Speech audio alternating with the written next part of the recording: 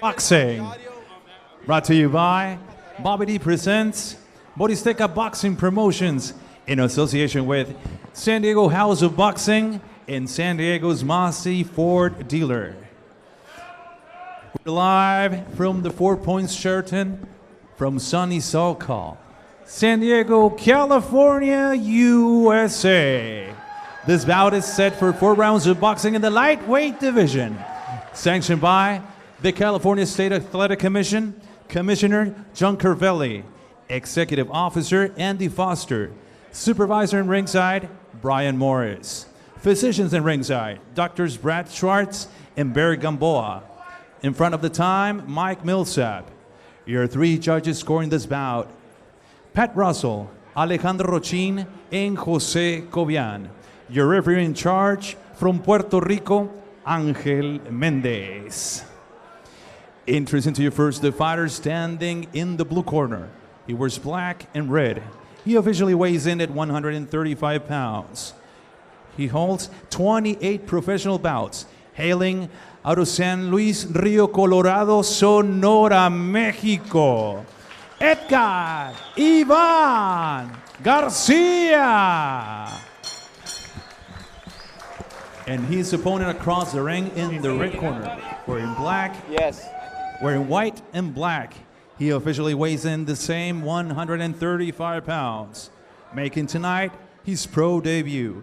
Hailing from San Diego, California, USA, the Fresh Prince, James Earl. And now to give out the final instructions, your referee, Angel Mendez. 4 rounds. Gentlemen, I gave you the instructions at the dressing room. Protect yourself at all times. Obey my commands at all times. Caballeros, ya saben las instrucciones en el camerino.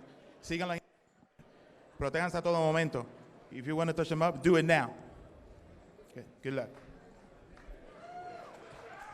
All right, everybody, welcome to this Friday night fight edition of the Best in Boxing here on Fight Up TV. First bout about to get started in the lightweight division. 4 rounds for you. James Earl making his pro debut out of San Diego, California, taking on EDGAR Ivan Garcia.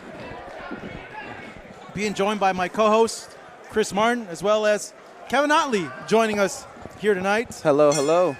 Thank you guys for being here with us as we begin the action right away here, round number 1. James Earl in the white trunks, popping that jab, going up against EDGAR Ivan Garcia in the black trunks. Oh, big right hand there by Garcia.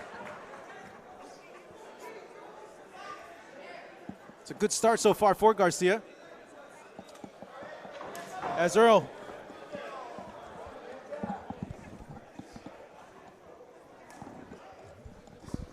popping that jab once more is Earl. 1-2 there. Garcia smiles at him.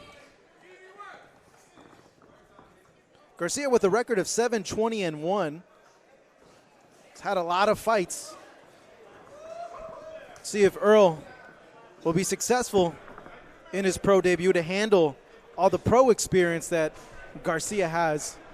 Good inside fighting here from Garcia. Yeah, Marcos, I always say that even though despite the losses, you know, Garcia seems a little bit like well-schooled, you know, gonna give him a hard time for his very pro fight for Earl. A very effective jab from James Earl so far in this round number 1, dictating the fight overall with it. Kevin Otley, you're from the San Diego area. Have you seen James in the gym? You know what? I haven't had the opportunity to come across James personally as of yet, but I've heard nothing but great things from him. And obviously, we know that he's training with Vince Para, which is also Maurice Hooker's trainer.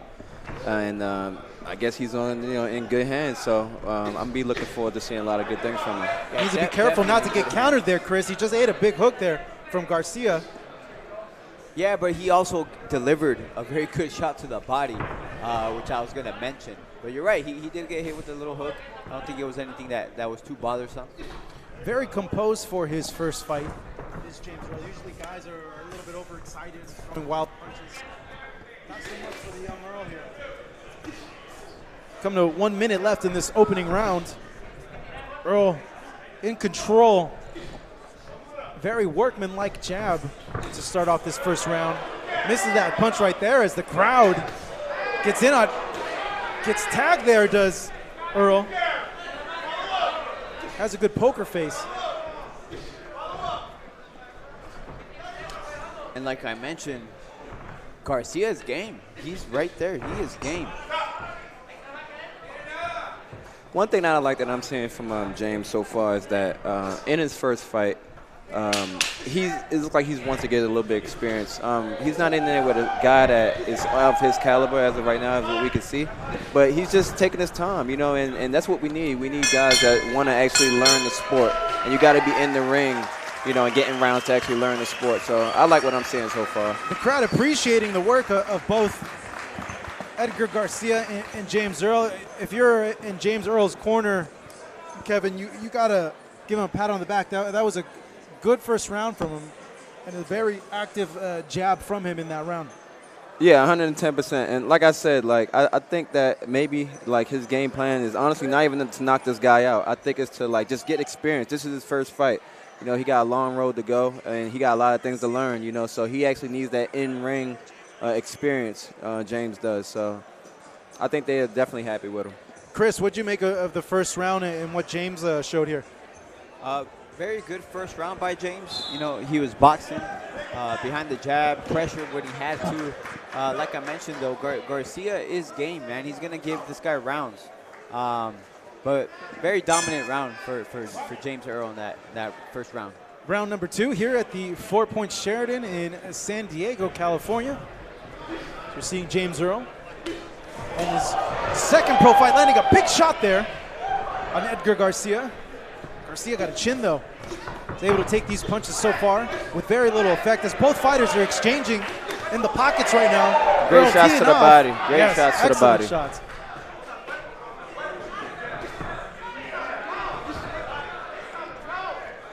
As Earl continues to be the fighter that presses forward, pressuring Edgar Ivan Garcia. Good 1-2 there from him. Follows it up with a hook. Garcia starting to wilt a little bit from these well-placed punches from Earl. Digs at the body, goes to the head, digs at the body again. Does Earl, shows good defense, blocking the punches from Ivan Garcia. Both fighters exchanging here, the crowd responding to the action that we're seeing. If you're Edgar Garcia, this is the type of fight that you're gonna wanna have. You know the guy's a better boxer than you. You're gonna wanna exchange in the pocket and make it rough, Chris. Yeah, absolutely. That's his only chance, is to make it rough, come forward fight. If Earl has the distance, Earl's gonna pick him apart. But right now, Garcia's making it a fight, making it interesting too. Earl has shown a lot of great things. Obviously, we're not going to be able to see his whole repertoire in this first fight. We don't have any other content to go off of for him right now, but he's showing poise. And for me, I think that's the number one thing when you talk about a professional fighter, a professional boxer at that, is your poise. And he's shown a lot of poise in this fight. He's picking his shots, and he's just doing what he wants to do, you know. So, you know, I think his development is just going to be amazing in fights going forward. To his credit, Garcia is able to land punches, but they just don't have the same amount of power as Earl's punches are. But he is able to land there, and it has countered really well so far. I think James Earl is blocking a lot of those shots, those overhand rights that Garcia's throwing. But he's looking good right now. Stiff jab to the body there from Earl. Garcia with his mouth open, eats another punch at the top of the head and follows it up with a 1-2. Earl's been in control of this fight from the beginning. Yeah, at this point, Garcia is just extremely frustrated. He's like, I don't know how to really touch this guy. He's only had success in these types of exchanges. He's touching him right now. That's true, exactly. This is his chance right here as the crowd likes what they're seeing. Both fighters exchanging on the inside. Great finish to round number 2.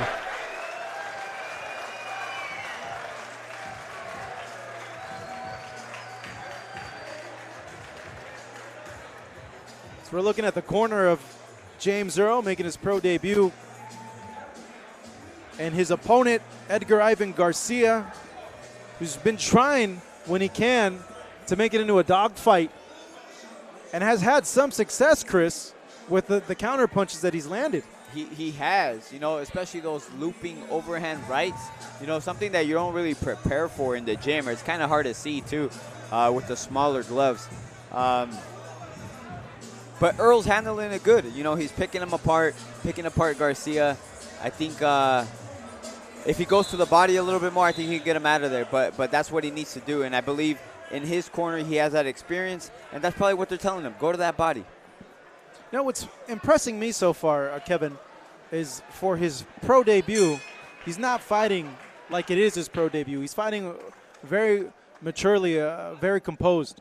Yeah, 110%. That's what I was saying. Like, his poise to me is sticking out more than anything right now. You could, you know, every fighter is going to need development at the professional level. So, you know, as long as they can understand what they're doing in the ring, which equals poise or composure, then, you know, they could develop, you know, and that's what he's showing. So, as the two fighters exchange now, Garcia's been the one bringing the fight to Earl at points in this bout. Oh, big overhand right there from Garcia. Yeah, Garcia's not going out without a fight.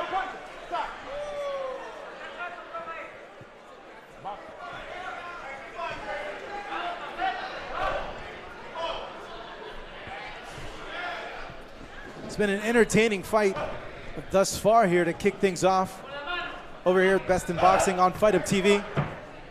5 more bouts headed your way with Kevin Torres taking on Andrew Rodgers in our main event. And in a special attraction, Ricardo Valdovinos taking on Giovanni Gonzalez coming later tonight here from the 4 Point Sheraton as Garcia lands another big overhand right, but he's breathing really heavy now, Chris. That body work affecting him from Earl.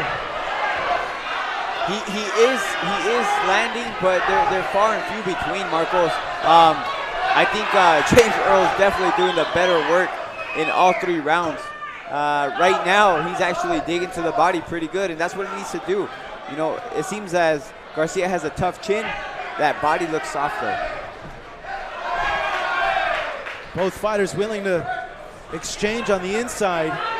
Earl being very smart there, landing his punches and taking a half step back to avoid the response from Garcia. Just winged a punch there and missed big time. Fatigue starting to set in for Garcia, has his mouth wide open.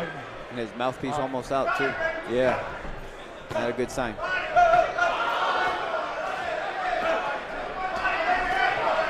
Earl has him pinned in this corner here. Just teeing off on him. A lot of these punches, though, being blocked as he eats a punch there in response from Garcia.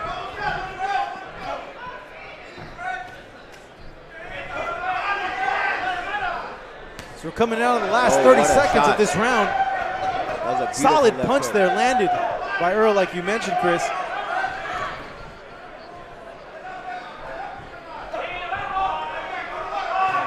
Some good back and forth moments from both these guys. James Earl's doing the exact thing he's supposed to do. He's just putting on the pressure, has a tough guy in Garcia. You know, he's going to give everybody trouble, Garcia is. You know, and Earl's doing the right thing. Just put the pressure, throw punches, stay poised. It's a good round number 3 in the books. Kevin, 3 rounds in, you got to think Earl is in control in this fight. He's gotten hit, but I feel overall he's landed the effective punches.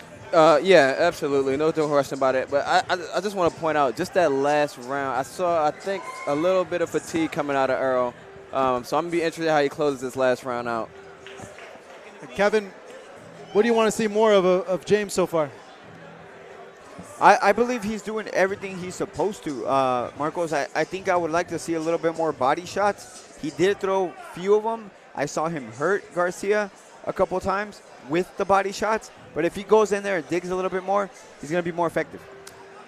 I also want to add to that, too. Okay, you see. Ladies and gentlemen, San Diego Masi 4%.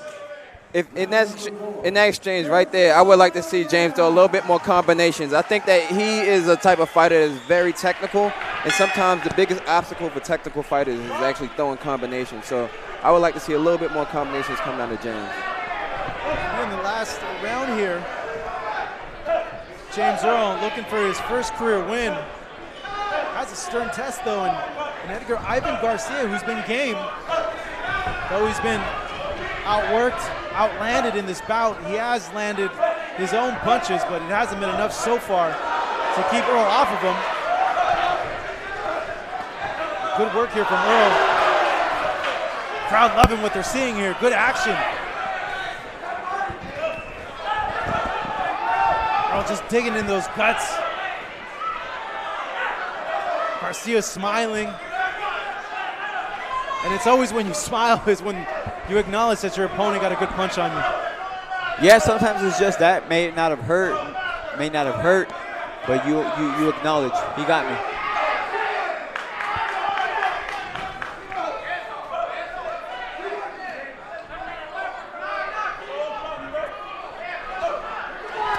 Oh, you can hear those punches here from ringside. Big Earl's punch. just digging into that body.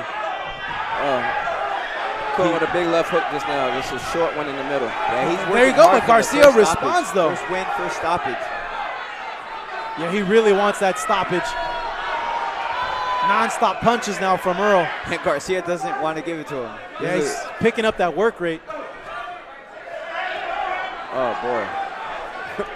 Not as much power as we saw in maybe the first or second round now from Earl. Maybe fatigue setting in just a little bit for him as well. Yeah, I agree with that. I don't think that's as much. Oh, my goodness. Oh, down goes Garcia.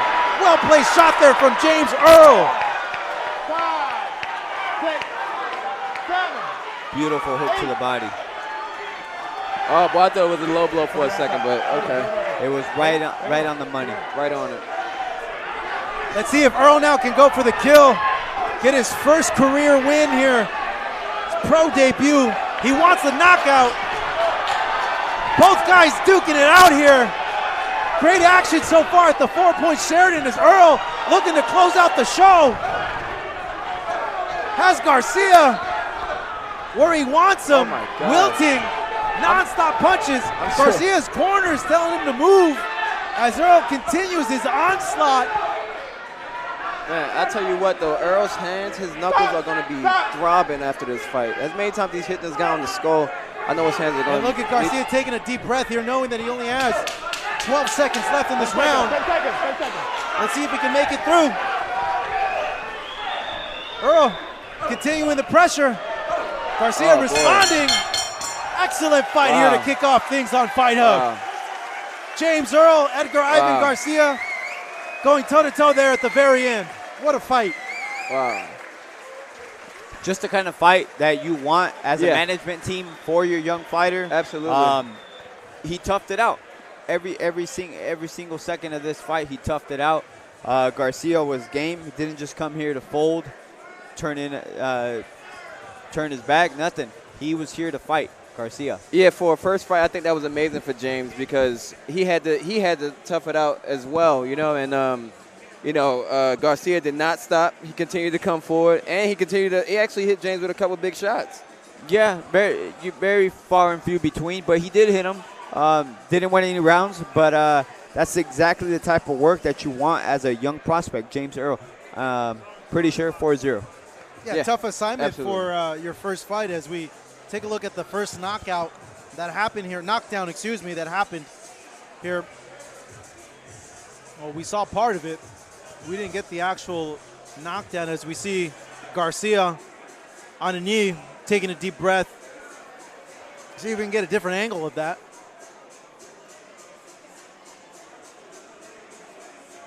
So we see what we should think is a victorious James Earl. He tried to get a stoppage win here in his first fight, but overall very solid performance from him. Yeah, I would say for a first out and a very professional debut, I think that was an amazing outing. He did a great job. There was a couple things he could have worked on. I think he dropped his left hand a little bit too much. And that was the reason he got caught with those overhand rights. But other than that, his poise, his jab, he did a good job.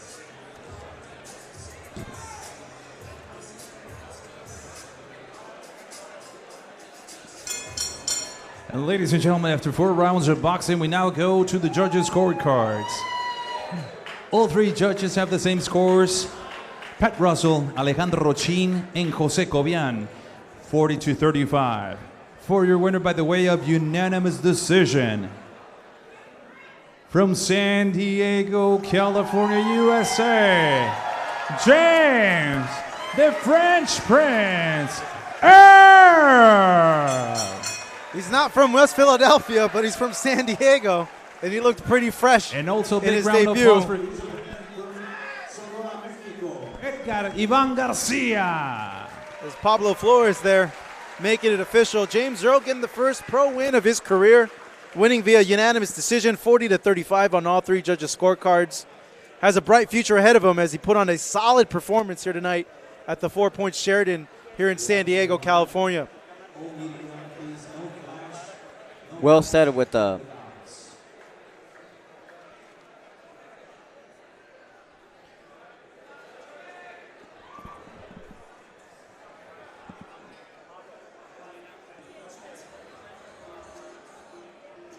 As we get now geared up for the next fight that's set to come our way in a few minutes. Darnell Price of San Diego, California, making his pro debut. Got cruiserweights on deck as he takes on Nicholas Gay of Houston, Texas, who only has 1 pro fight on his record. He's 0-1, looking to get a win on his record, 4 rounds in the cruiserweight division. As Darnell Price stepped on the scales yesterday. Let's take a look.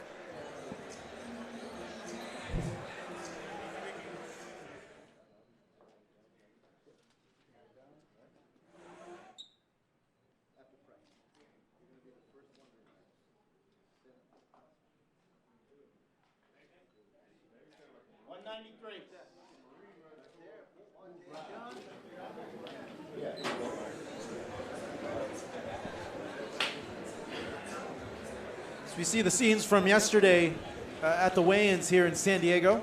Darnell Price stepping on the scale, making weight. His opponent, Nicholas Gay.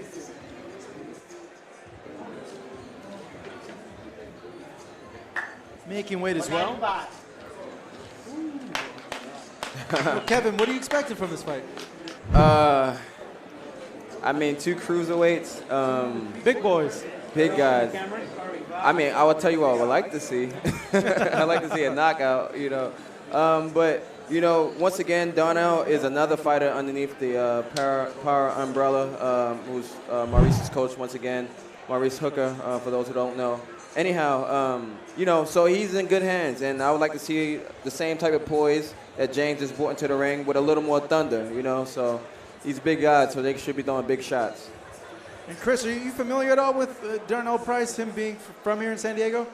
I am not, but definitely coming from a good school, like my man Kevin here mentioned earlier, from the camp. You know, Vince Parra, former trainer of former world champion Maurice Hooker. So you know he's gonna come in here looking good, well schooled, and just gonna have a tough test in front of him, you know, for his pro debut.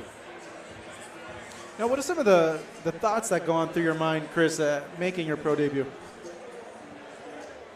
To be honest, it's been so long that I forgot. Oh, man, you're showing your age, Chris. 13 years, man, 13-year professional. But you know what, man, there's a lot of nerves at the beginning. I recall, you know, people giving you advice, mixed feelings. But the truth is, the only comfort you're going to get is from your corner and the fact of you knowing that you put in the work.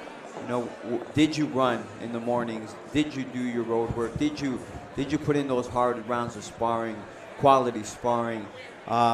It's just that confidence. Is he going to have that confidence? Did he do the work? That's it. That's what I tell everybody. Just do the work. Everything else plays out. Good take there, Chris. As we await this fight coming up, as we take another look at this matchup. Catching up right now.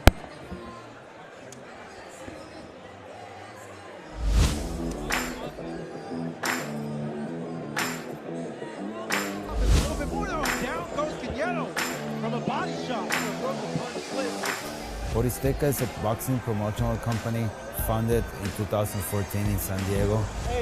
Being born in Puerto Rico with a Mexican mother, it just came automatically. Boricua and Azteca put it together, and that's why we call our company Borizteca. Well, I've been working for Borizteca for the last 4.5 years. I think it's like the most important promoting company nationally speaking.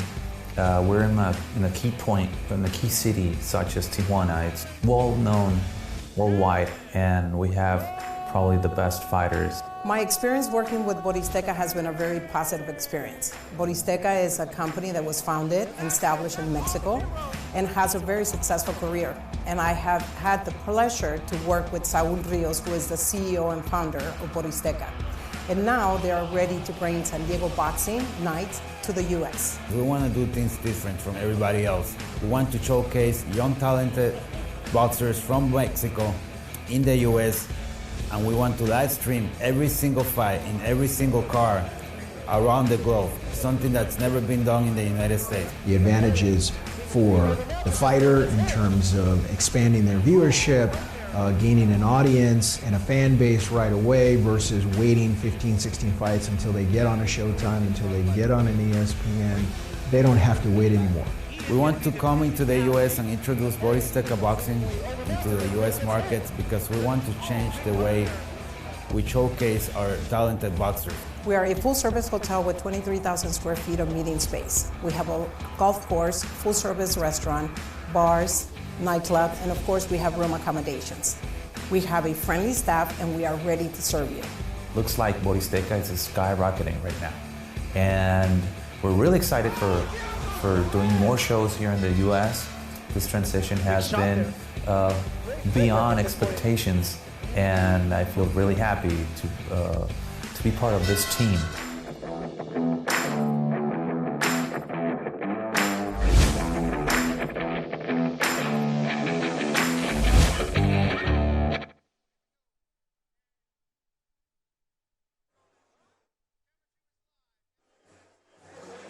Take a live look now at Nicholas Gay, who's about to walk out here at the 4 Points Sheraton in San Diego. Getting ready for his bout against Darnell Price. Interesting music choice for him. I'm with it, though. I mean, he had the mariachi at his disposal, so. Why not? Yeah. You got to play to the crowd, Marcos. Yeah, you do.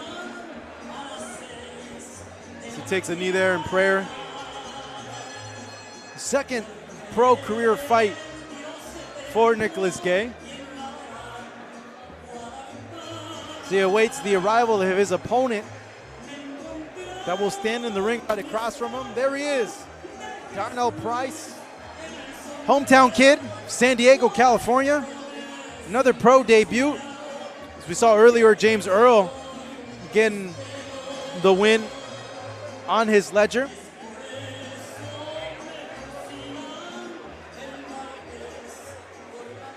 We have a road cameraman right now. Back on the man of the hour, the man whose power we hope to see inside the ring, Darnell Price. Very calming walkout music, Chris. Yeah, much different. Yeah, completely different energy. Much different. A lover of maybe the fine arts and classical music is Price. There you go. Whatever puts you in the mood to fight, Marco, is what I say. Yeah, whatever floats your boat. There you go. Whatever tickles your pickle. It's a family show, sir. It's a family show. And ladies and gentlemen, Bobby D presents Borizteca Boxing Promotions in association with San Diego House of Boxing and San Diego Mossy Ford Dealers. Present 4 rounds of boxing in the Cruiserweight Division. 4 rounds de combate en la división de peso crucero. Your 3 judges scoring this bout in ringside. Sus 3 jueces. Ángel Méndez, Alejandro Rochin, and Hall of Famer Judge Pat Russell. And your 3rd man at the bell, el tercero en la superficie, Jose Cobian. Introducing to you first the fighter standing in the blue corner, wearing blue trunks with white trim. He officially weighs in at 200 pounds. Presentando ustedes en la esquina azul, vistiendo pantaloncillo en color azul con blanco, con un peso de 200 libras. He stands 0-1. Cuenta con un récord de 0 victorias por 1 derrota. Hailing out of Houston, Texas, Nicholas Gay. And his opponent across the ring, standing in the red corner, wearing red and white, his official weight, 200 pounds. Y su rival en la esquina roja, con pantaloncillo color rojo con blanco, con un peso idéntico de 200 libras. And tonight, making his pro debut in front of his crowd from San Diego, California, Darnell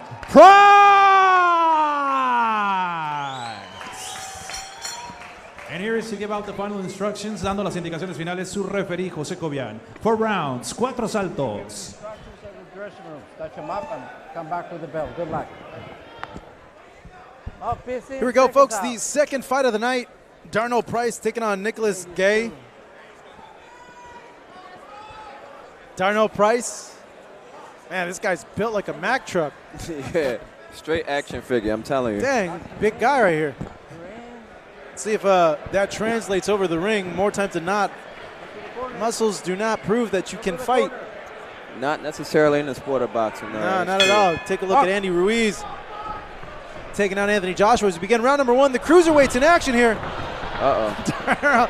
Darnell Price. Cruiserweights and lightweights. Not waiting any time to feel it out there. Right, just bull rushes Nicholas Gay. Uh-oh. Big hooks there from Darnell Price. Right. Great. Step back. Not too much of an inside game yet from either one, Marcos. I feel he might be a little over anxious in his pro debut. We saw Earl being a little bit calm, and we see Darnell Price here. Completely different. Yeah. It's the jitters, man. It gets you. You know, everybody acts a little different, but we'll see once he settles down. That's not until you get hit for the first time that you do settle down, huh? Yeah, then you think you're like, oh, I could get hurt. Yeah. Oh, I didn't like that. Right. So we see another clinch here. I would like to say it's more when you warm up. You know, despite the fact that I'm sure he did warm up in the dressing room, it's not different. It's different, than when you come out here. I don't know what happened there. If that was a slip, or it's going to be counted as a knockdown. The ref does, in fact, count it as a knockdown. Darnell Price already going up big here in round number 1. Let's see if he can close the show. Southpaw position. Looking to land that big lead. Double jab there has Gay backing up a bit.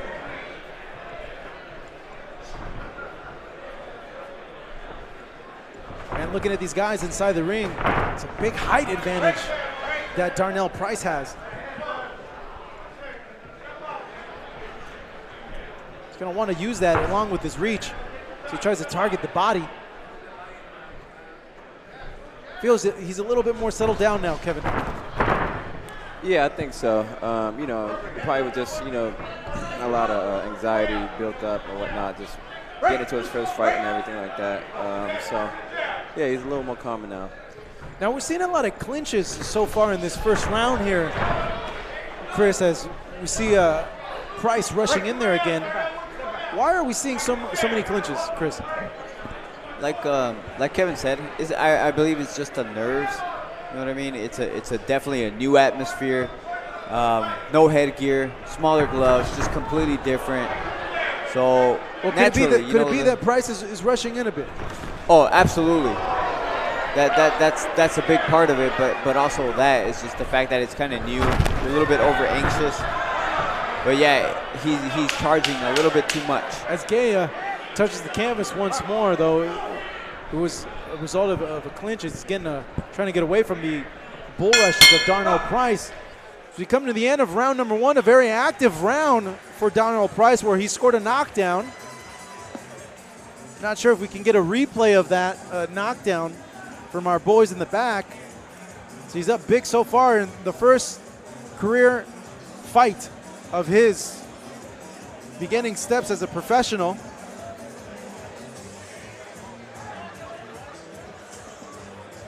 Darnell Price. Getting instructions there from Vince Parra. As we mentioned, the former trainer of Maurice Hooker, who had a great fight against Jose Ramirez. As we took at the replay, Chris, take us through it. It was just a accumulation of punches. It wasn't just one shot. And like you mentioned, like it was probably just mainly the charging that Darnell Price was doing. So we're set to begin round number 2. Darnell Price scoring a knockdown in the first round.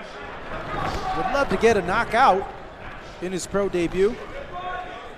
A little bit settled in as Gay here gets rushed by. Price needs to be careful he doesn't fall out of the ring.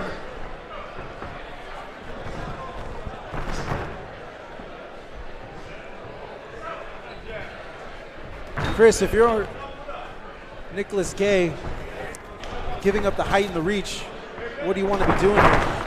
Oh, big 1-2 there by Darnell Price. For me, Marcos, I would want to be on the inside, but as far as Gay, he seems like he's more of a boxer. So typically, for boxers, they want to stay on the outside. Oh, down goes Gay again.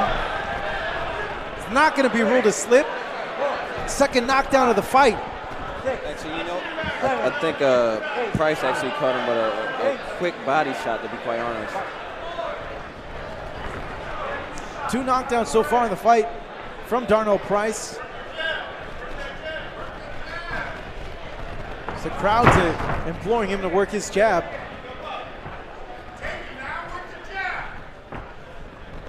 He's obliging to do so. I've never seen that before. Do you ever listen to the crowd, Chris? When they're yelling instructions at you? Probably not. No? Doesn't seem like they're... Oh, good 1-2 there by Nicholas Gay. Got the attention of Darnell Price.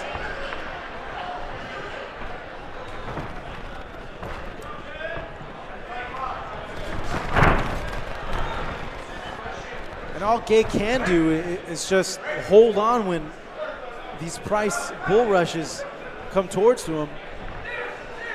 Thinking the only thing he can do, Kevin, is maybe take a lateral step to the left or the right, just kind of spin out and avoid it. Exactly, and earlier when we were talking about the clinches, I'm thinking, like, honestly, that's a defensive move, you know, for what Darnell is actually doing, you know. You find a bull charging into, you might, you know, try to do the same thing or get out the way. Yeah, step over, maybe sneak in an uppercut to the body or to the head. Kind of move out is. Gay seems to be settling in a little bit in this fight now, trying to get Price to fight at his rhythm, but it's kind of hard. It's kind of a herky-jerky thing here with Price. He'll settle and then he'll rush. Yeah, I definitely think Gay has gained like more confidence, but I don't think he's found the answer to that, you know, like this. Ooh, down goes Gay again.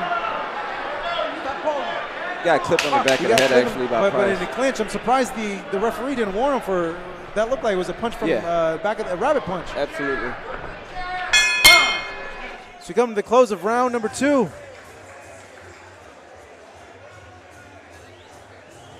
So far, Chris, we've seen a lot of power from Darnell Price.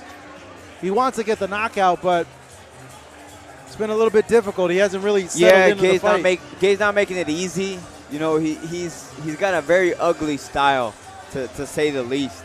You know, not a very good boxing style, making it difficult for Price.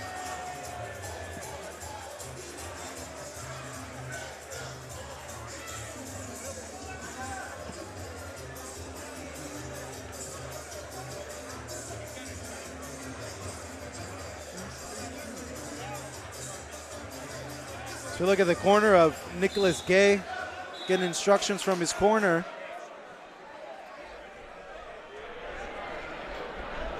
It's a packed house here at the 4 Point Sheraton, San Diego, California. We're coming live your way here on Fight Up TV. This is Marcos Villegas. On the call with Chris Martin and Kevin Otley. You're seeing right now 2 cruiserweights in action.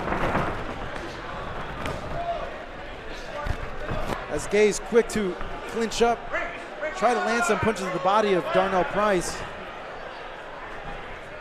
Switch to a southpaw stance there. Might be wanting to give Price a different look. Let me tell you, folks, being here ringside, when you see these Price rushes, they're a scary thing. As Gay throws a wide haymaker, misses, but you always got to be careful there. One can't connect and put out your lights.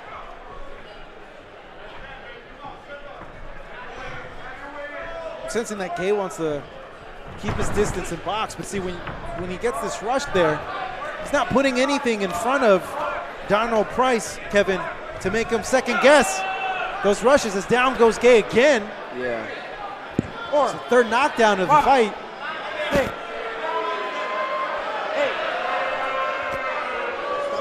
I'm not happy about that. Yeah, I think that's the only reason he beat the count just nice. Hey, but you got to give Nicholas Gay credit. He's in there, he's fighting, showing a ton of heart, doing what most people probably wouldn't do. So you got to give him credit. He's in there and he's fighting his ass off.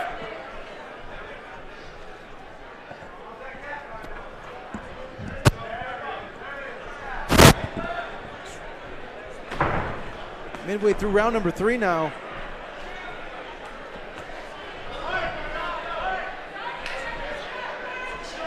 Price slowing down a little bit, doing some, good response there from Nicholas Gay. None of those punches connected, but you just got to put something in front of them, of your opponent, to make them second guess them rushing in.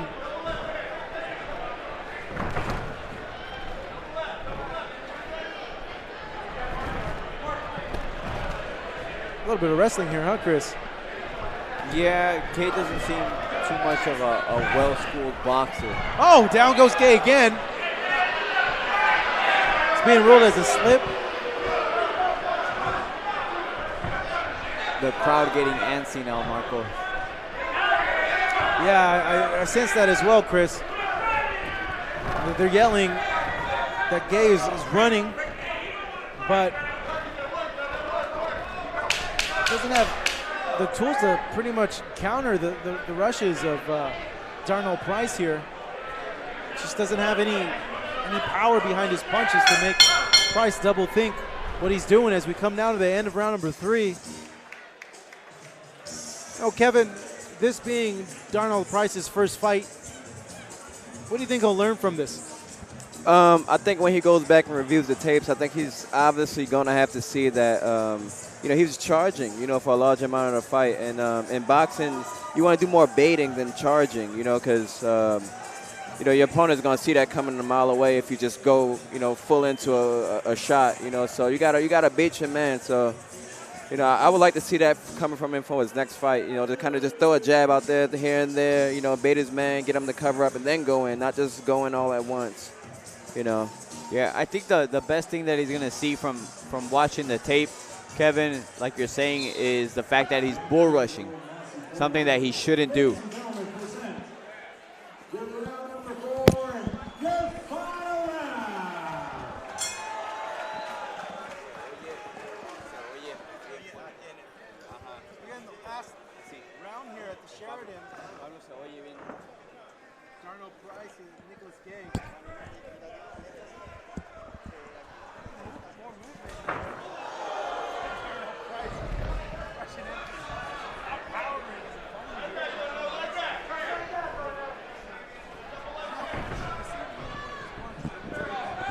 Nah, he's built like bricks, like literally.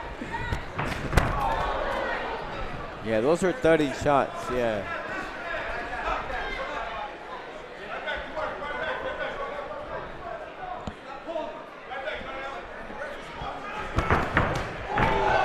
Okay, well, yeah.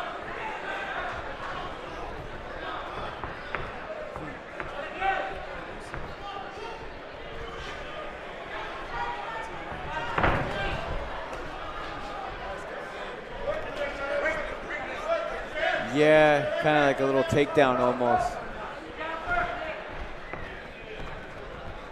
And not only is Gay frustrating the crowd, I think he's frustrating his opponent and the ref as well.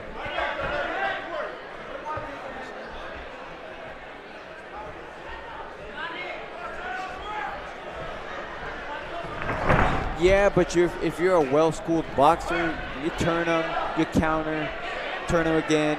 But Gay's unable to do that.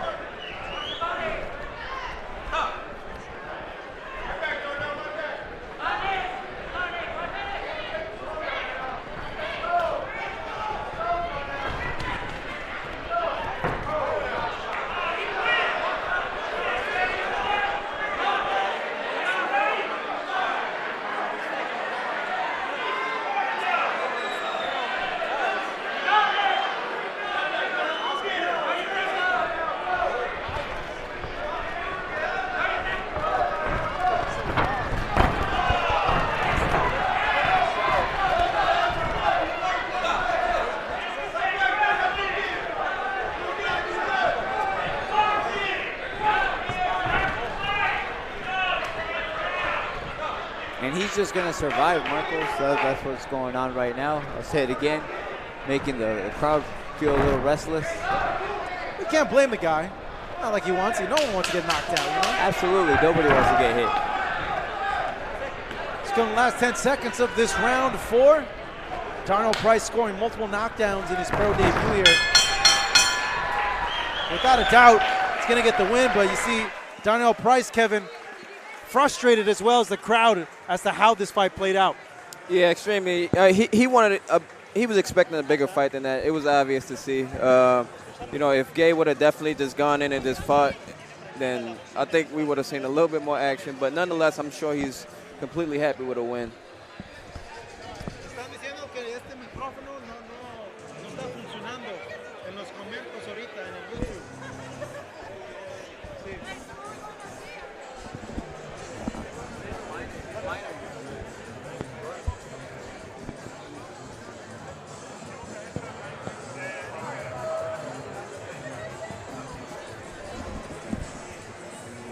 Kevin, take us through this knockdown here.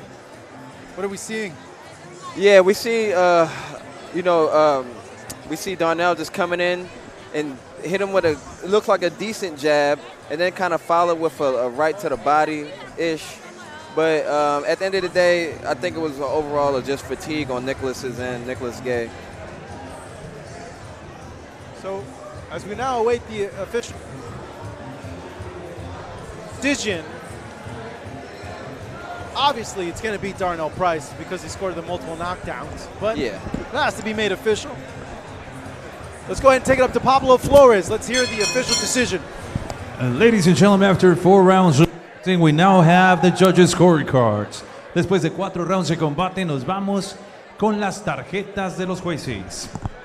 Los 3 jueces, all 3 judges, Pat Russell, Alejandro Rochin, and Ángel Méndez have the same scores of 40-32. Coinciden en números 40-32. For your winner by the way of unanimous decision. Su ganador por la vía de la decisión unánime.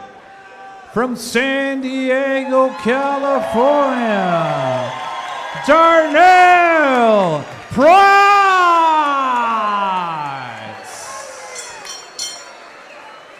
And also big round of applause for his opponent from Houston, Texas, Nicholas Gay. We see a victorious Darnell Price getting the first official win of his pro career. Certainly learned a lot from this experience. It's logged into his memory bank now and is going to use it to further his memory. So you see the knockdown here from the 3rd round. Can't really see much there. You've seen Gay touch the canvas.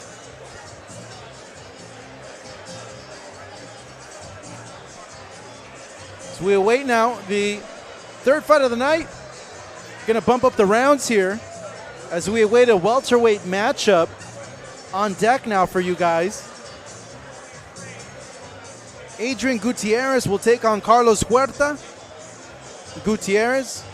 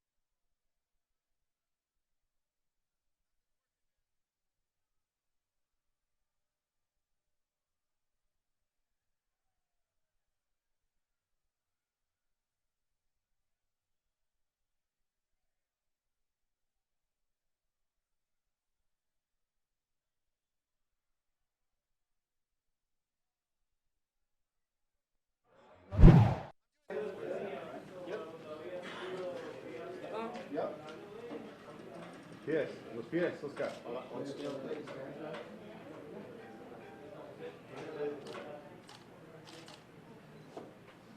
146 and a half. 46 and a half. Carlos Huerta. Hold on 1 second, please.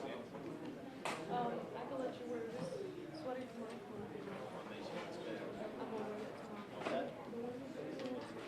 Darnell Price, Nicholas Gage. You ready? 146 and a half.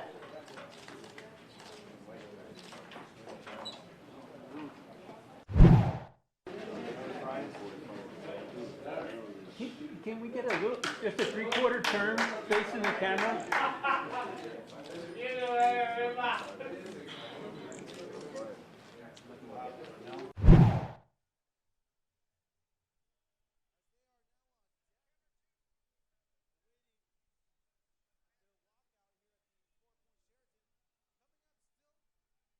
People just don't know what we go through. All the time away from family, hours of road work, fighting through the pain of training. You know, people just don't understand how tough this life is. People ask me then, why do it? Simple. I want to be the best in boxing. Follow Best in Boxing on YouTube, where the future stars of boxing fight.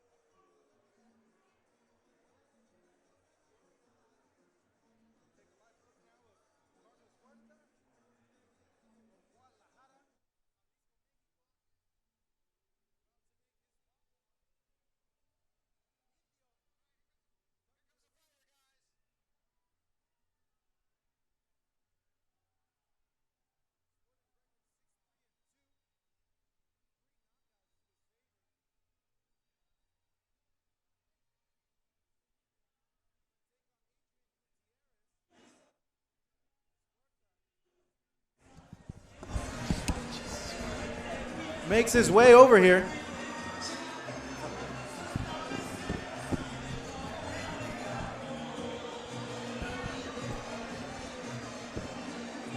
And there is his opponent, Adrian Gutierrez of San Diego, California. The undefeated San Diego native. Sports a record of 9-0-1. Has 4 knockouts to his credit. So he gets a loud response from the crowd here. Looking to put on a smooth performance as he walks out to smooth operator. Maybe a little bit of a nod to ravishing Rick Rude for you pro wrestling fans. Almost trips over there from the camera guy. Oh, man. Like camera guy, get out the way. What a disaster that would have been if you fell, right? Extremely. Ladies and gentlemen, Bobby D presents Borizteca Boxing Promotions in association with San Diego House of Boxing and San Diego's Mossy Ford dealer. Present 6 rounds of boxing in the welterweight division. Damas y caballeros, 6 rounds de combate en la división de peso welter. Your 3 judges scoring. Sus 3 jueces. Pat Russell, Alejandro Rochin, and Jose Cobian. And your referee in charge of the action, su referee para este combate, Ángel Méndez. Introducing to you first, the fighter standing in the blue corner. He wears the Mexican colors, green, white, and red. He officially weighs in at 147 pounds. Presentando ustedes en la esquina azul, vistiendo los colores mexicanos verde, blanco y rojo, con un peso de 147 libras. He stands with 6 victories, 3 defeats, 2 draws, and 3 of those victories coming by the fast way of knockout.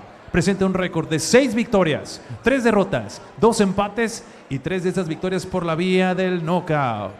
Representing Guadalajara, Jalisco, México, Carlos HUERTA!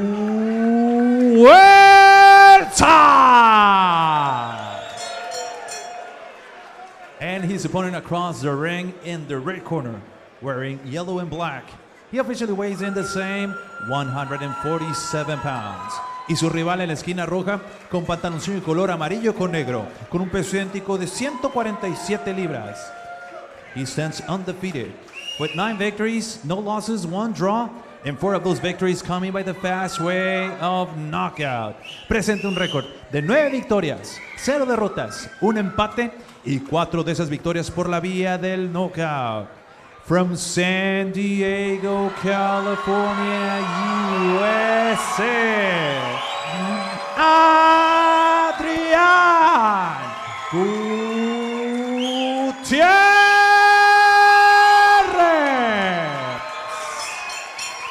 And to give out the final instructions, your referee, para dar las indicaciones finales, Ángel Méndez. 6 rounds, 6 asaltos.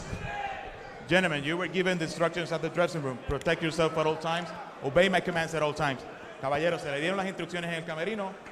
Sigan las instrucciones. Protéjanse a todo momento. Muy buena suerte a los dos. Good luck to you both. Touch them up.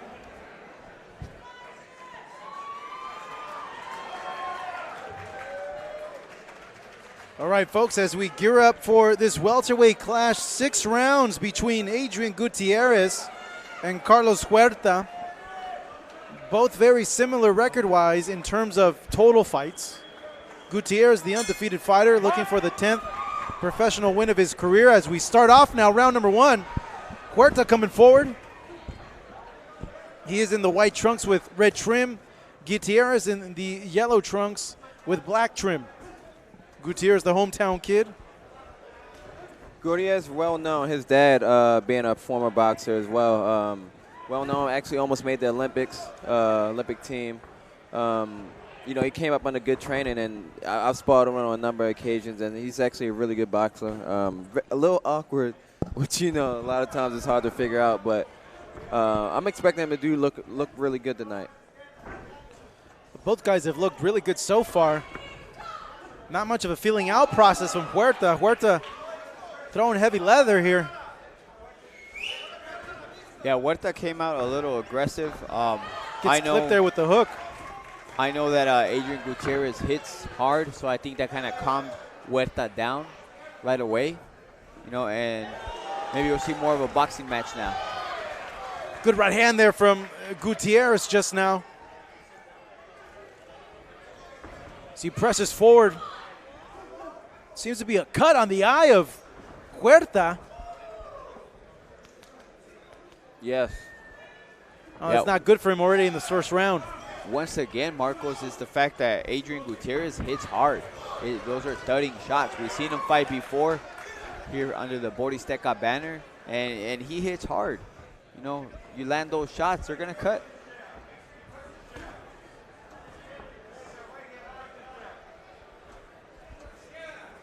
It actually looks like it's kind of like on the top portion of the nose.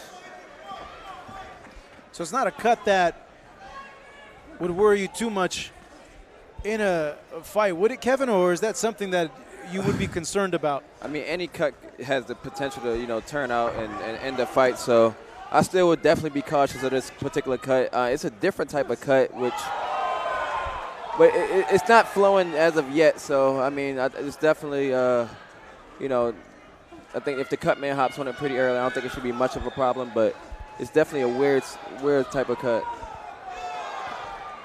Jab there from Gutierrez, attempting to open up the gash a bit more on HUERTA, looking to stop the show here. It's been Gutierrez, the one that's been coming forward, as HUERTA on the back foot for most of the round.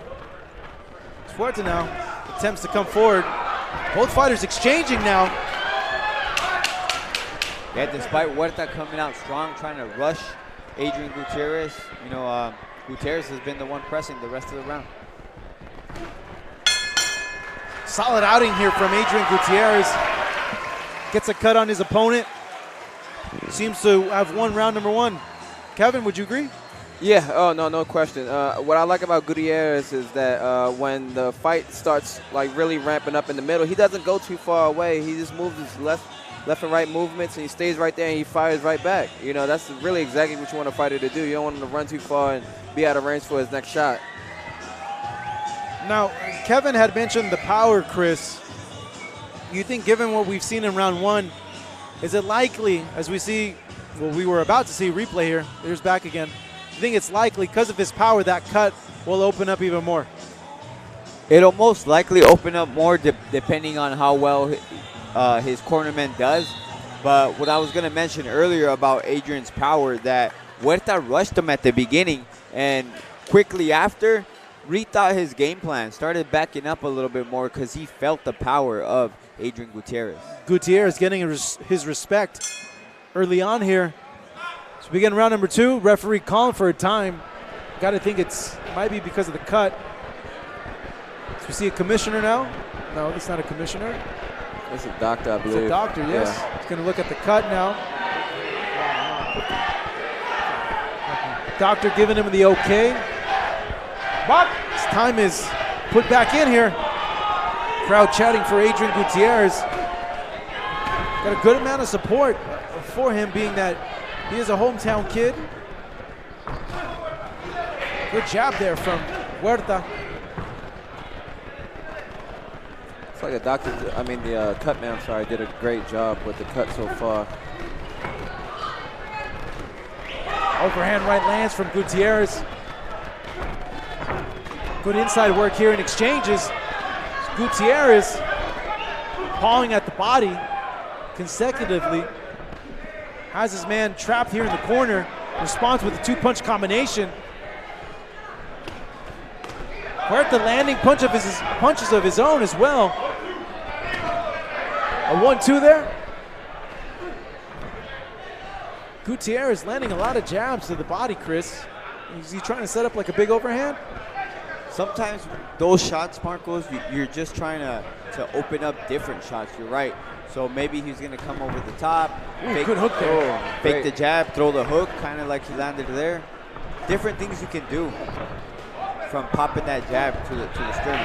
HUERTA responds with the straight that lands, follows it up with an uppercut here. Needs to be careful, doesn't open up there as he eats a big punch there from Gutierrez. Some tit-for-tat stuff so far in this round number two. Oh, it looks like Gutierrez is right now, he's bleeding over his left eye. Yeah, he has a cut. He has a cut over his left eye. Wow, it's big for HUERTA now. See if he can take advantage of that. Or if it maybe put some urgency on Gutierrez to close the show. This is 6 rounds. I'm really liking the grit I'm seeing out of Huerta right now. He is not backing down by any means. He's like, look, I want to win this fight. I know you might be the hometown favorite, but I don't care. You know, he's showing it right now in this round. Well, it's important to note that this fight must be completed 3 rounds fully for it to go to a decision. If not, because of the cut, if it's stopped, it'll be a no decision. Huerta is coming on strong right now. It is a cut. Oh, no, but it was a punch that caused the cut. So you're saying about the round. So if they stop the fight, if they stop the fight now, they're going to give to Huerta. No, there has to be 3 completed rounds. It's a California rule. Not for a punch, sir. Not for a punch. Not for a punch. Excuse me, accidental. Only an accidental. Yes, that is true. I believe that it was a punch. I didn't see a headbutt. The ref didn't mention anything about a headbutt. So right now, Adrian Gutierrez's corner has work to do. Gutierrez responds. This so far is a very equal matchup, and I'm loving everything I'm seeing out of both of these guys right now. Yeah, Huerta had a good round there. He had an excellent round. Actually, to be quite honest, I would have to give that round to Huerta right there. He showed a lot more just tenacity in his punching and just his will in coming forward, and he landed the better punches. What else can you ask for? Gutierrez's corner, they have a lot on his hands in terms of stopping this cut above his eye right now, as we see. Yeah, we're taking a look at the cut man doing work there. Yeah. See if it gives him any sense of urgency to close the show, or maybe he might switch his style, maybe be a bit more defensive. Yeah, I think he had to kind of go back to the first round where he, you know, was just being defensive. How bad is that cut to you, Chris? How does it look? It's a lot worse than Huerta's cut for sure. It's right on the eye. It's coming in to his eye. Yeah. So like I said at the beginning of the round, or in the middle of the round when it happened, that the corner has a lot of work to do. Yeah. It's a hard cut. And they also have to battle the swelling. You know, we can see the swelling is already starting to set in. But let's go back and take a look at this cut. What started it?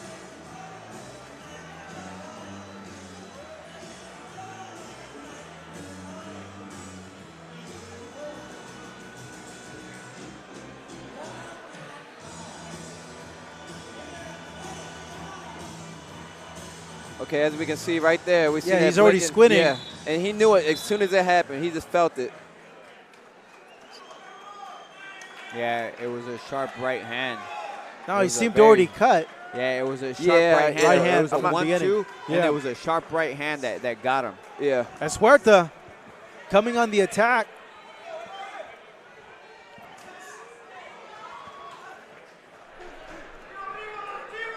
Gutierrez is going to have to up his actual offense this particular round. That's what really kept Huerta off in the first round. It was his offense, not necessarily his defense. His defense was excellent in the first round, but you know he was very reactive on his counter punching. This is a scheduled 6-round fight in the welterweight division. Some drama being added in now as both fighters have suffered cuts. Huerta in the first, cut above the bridge of his nose. Gutierrez suffering a cut in the last round. Huerta's cut doesn't look like it's gushing much anymore. A 1-2 there landed by him. So he sneaks in an uppercut. Seeing that cut on Gutierrez, it's giving him confidence. Excellent jab. Yeah, good stiff Huerta. power jab from him. Very much so. Steady pressure from Gutierrez. That's what he needs to do. Stay behind the jab, keep moving, head movement just like he's doing now. That's the exact game plan that should be mentioned right now in the corner, if he wants to get out of this place with the W. Both fighters landing power jabs just now. Huerta wanting to get another win in his record. He came into this fight as the underdog, seemingly going up against an opponent that's a hard hitter like Gutierrez, 9-0. 4 knockouts, but only having 1 knockout more than Huerta. What I was going to mention earlier, Marcos, is the fact that Carlos Huerta turned pro in 2011. Only has 11 fights. You know, that to me caught my attention, but I was like, maybe ring rust, something, but nah, He's doing very good right now. Well, he's doing a good job avoiding those series of punches from Huerta as he responds back. Lands a good shot to the body now. Very much so. Huerta attempting to close the distance. And it looks like we also have another small cut opening up at the bottom right eye of Gutierrez. Man, Gutierrez can't catch a break. Yeah. Lands a 1-2, eats an uppercut though. At this moment, you know, I think Huerta is honestly just targeting the eyes, you know? Like, he's just like, you know, I'm just going to continue to try to open up these cuts. Well, that's what you're going to want to do, right? When you have an opponent cut? Yeah, no, absolutely. When you, Yeah, when you see go the after blood, it right away. you go for the kill. Huerta landed a good body shot about 20 seconds ago. Yeah, and then even just now in that last exchange, he finished off with a great right hand. And the blood is now flowing from Huerta's nose again at this moment, so. Good back and forth action here at the 4 Point Sheraton. This is the Best in Boxing on Fight Up TV, brought to you by Borizteca Boxing, as we're seeing this drama unfolding in the corner of Adrian Gutierrez, suffering now 2 cuts coming into this 6-round fight against his opponent Carlos Huerta, who suffered a cut of his own, and actually he's has a cut on the eyelid there. Yeah. Not on the nose. 2 cuts Two apiece cuts, now. yeah. One on top of the eye and right below. That's rough, man. This is a hard bout for Gutierrez, you know, in front of his hometown fans.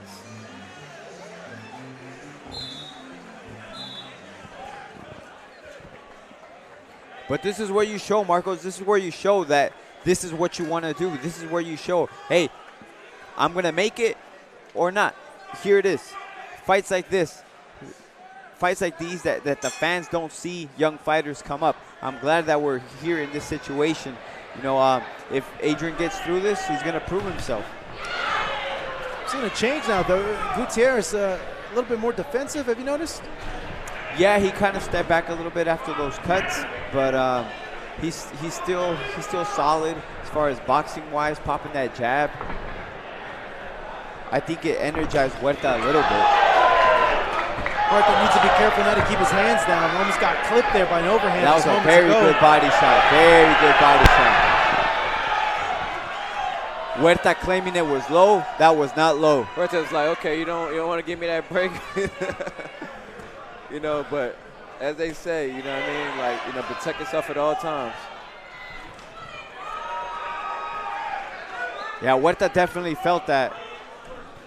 Yeah, Gutierrez now targeting the body. Yeah, Gutierrez needs to keep stepping down to the body. He's had success right now in the early part of this round. Huerta popping his jab, being light on his feet. Trying to avoid the body attack of Adrian Gutierrez. Trying to keep him off of him as well. He evades that jab. Gutierrez doing good work here. It's been a good round up to this point so far. Yeah, definitely. Huerta's doing a good job of turning him every time he gets near the ropes. And that he doesn't want to sit on the ropes. That's what he needs to do, Huerta. Oh, look at that mouse on the eye of Huerta.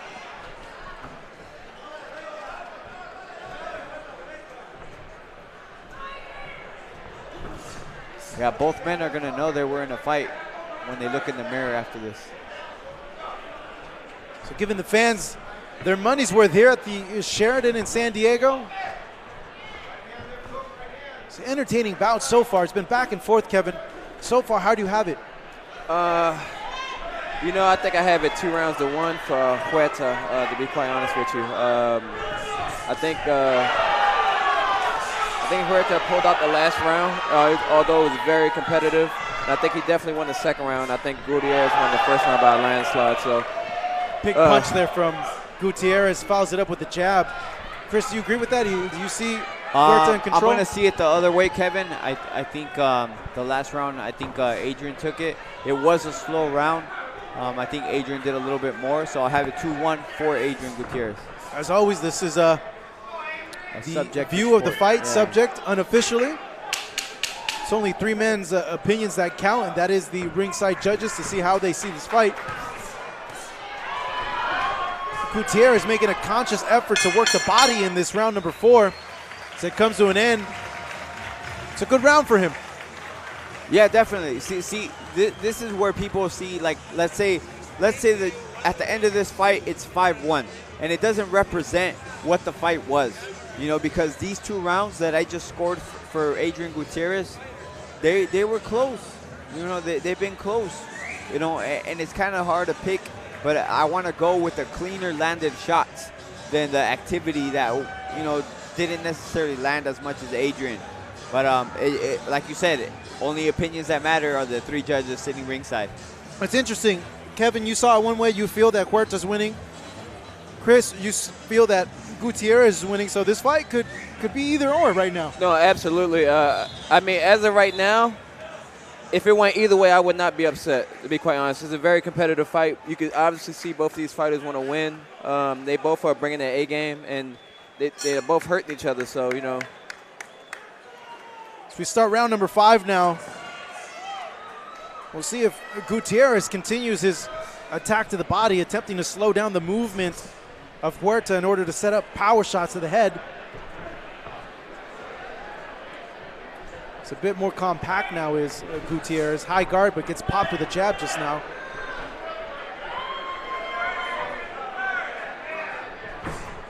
Yeah, so once again, Marcos, I want to touch on that. So right now I have it 3-1 for Adrian Gutierrez. But like I said, big hook there from Gutierrez. It doesn't mention like the story of the fight, which is very close. You know, it's very, very close. Oh, boy. You can easily have it. Oh, boy. Gutierrez just connected on at least 4 of his 5 punches just now. And you got to give it to the cut man as well, closing up the cuts on both their respective fighters' faces. Yes, very much so. Yeah, realistically, after what, the second round, the cuts wasn't even really a factor in the fight at all.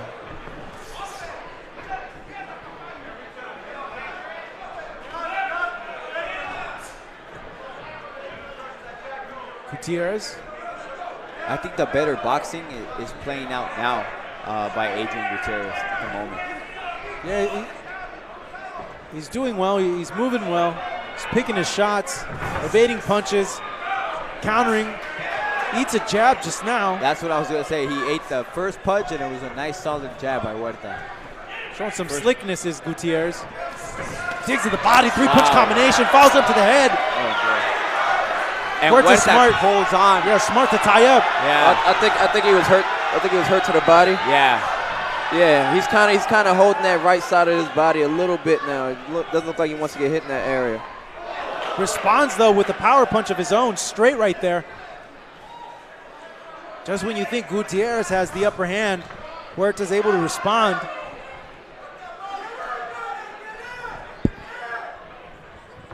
Seems both guys match well as Gutierrez lands a good punch. Yeah. Huerta gives a nod with his head, acknowledges it. Torres lost that pep in his step. He's no longer light on the feet like he was before. You know, using his jab, boxing around Gutierrez. He doesn't do that anymore. He's a little more stagnant, and that's why he's getting hit with these punches. Well, I think the body work by Gutierrez had something to do with it, Kevin. Very true. I agree with that. I totally agree. Coming out of the final 10 seconds of this round number 5. Maybe Gutierrez gaining some momentum. Both fighters having their moments, but so far Gutierrez having his way. It's round number 5. We see him now in his corner. Chris, what would you advise him if you were to work in the corner of Gutierrez? You know what? I think this last round, was his best round and won this round more convincingly than the previous ones. So continue doing the same thing you just did. Keep that head movement. Keep that jab in his face. Keep going to the body. That's what I would say if I was in that corner.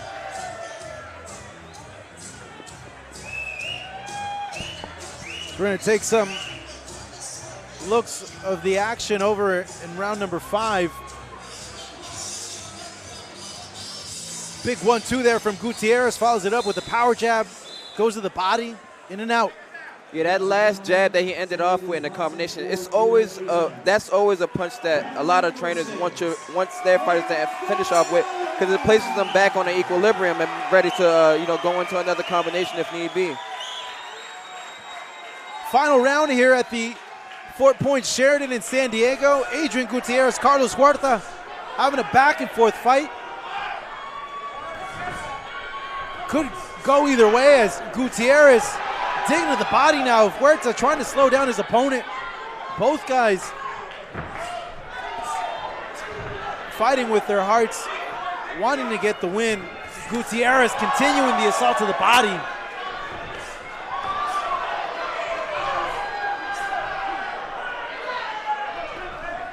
Huerta just a little bit off on his timing with those punches. And Gutierrez has been targeting the body, Chris, this whole round. I believe his corner saw the same thing that I saw here and that you guys saw as well, is that the body shots are working, Marcos. Crowd getting behind Adrian Gutierrez. It's working close quarters here. There you go, right there. Steps over, Keeps digs to the on body. inside. Yeah. Has Huerta on the back foot, moving back. Trying to keep his opponent off. Pumping that jab moments ago. Gutierrez slips those 2 punches, slips another 2 punches, showing slickness.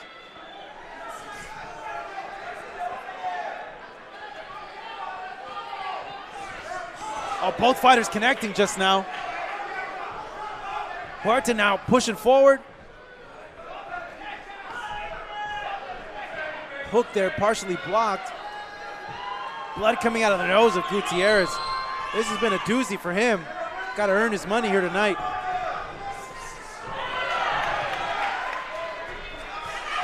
Responds there with a 2-punch combination. Let me tell you guys, this guy's a very good counterpuncher, is Gutierrez. Absolutely, 100%.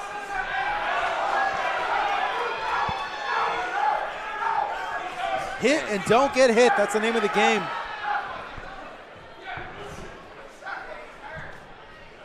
Huerta wanting to change the momentum of the round.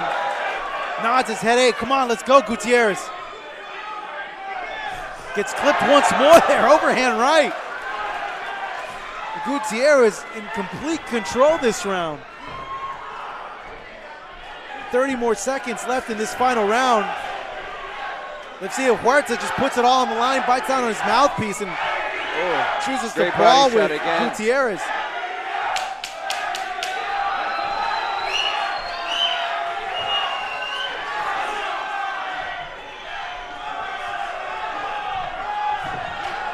Both guys going at it. What a great final round here. Excellent, excellent, excellent fight. That was an excellent fight. To be honest, this is one of the best fights I've seen in a good while. You know, from 2 up-and-comers like these 2 gentlemen right now. Very good fight. 2 competitors, 2 guys that definitely wanted to win. If it went one way, I wouldn't be upset. If it went another way, I wouldn't be upset. If it ended up being a draw, I wouldn't be upset in this particular situation, to be quite honest with you. I think they both showed a lot of class and a lot of heart. So a lot of class and a lot of heart, Kevin, but I will disagree with you. I would be upset if they gave it to Huerta. He did put up a good fight, but I do not think he deserves the win. Yeah. You know? I felt like this last round, I could see it going for Huerta, and I already said I had him winning what was the second and third round. Yeah. I know you took one of those away and you gave it up, so I got you. I understand. You know, but I get you. You could go either way. In your opinion, I would be upset if it were for Huerta. I think Adrian did a very good job, landed the harder 13 shots. Yeah. You know, but good fight. But a very good fight. That's one thing that we do agree on. That's undebatable right there. Yeah. Man, you see the face of Gutierrez. He looks like he's been put through the ringer, and then you see the face of Huerta. A little cleaner, yes. Yeah. So what I was going to mention earlier, Marcos, Huerta has the puncher's glove. Those gloves are hard. I can tell you from experience. The Everlast MX gloves that he's wearing. You know, and Adrian Gutierrez's gloves are a little bit more padded, a little bit more foam. You know, yeah, I don't even recognize the brand of that glove that he has. But just look at the shape of the glove. That's the brand, the Canelo brand glove, the no boxing, no life. Okay, so but just look at it, and it's a little bit thicker glove. It's more padded, as opposed to that Everlast MX. Those gloves hurt. And ladies and gentlemen, a big round of applause for both fighters, for Huerta and Gutierrez. Fuerte aplauso a estos dos pugilistas por este gran combate. And after 6 rounds of boxing, we now have the judges' scorecards. Tenemos, después de 6 rounds de combate, las tarjetas de los jueces. All 3 judges, los 3 jueces, Pat Russell, Alejandro Roschin, and Jose Cobian have the same scores of 60 to 54. Dan la misma puntuación, 60 a 54. For your winner by the way of unanimous decision, su ganador por la vía de la decisión unánime. From San Diego, California, USA, Adrian Gutierrez.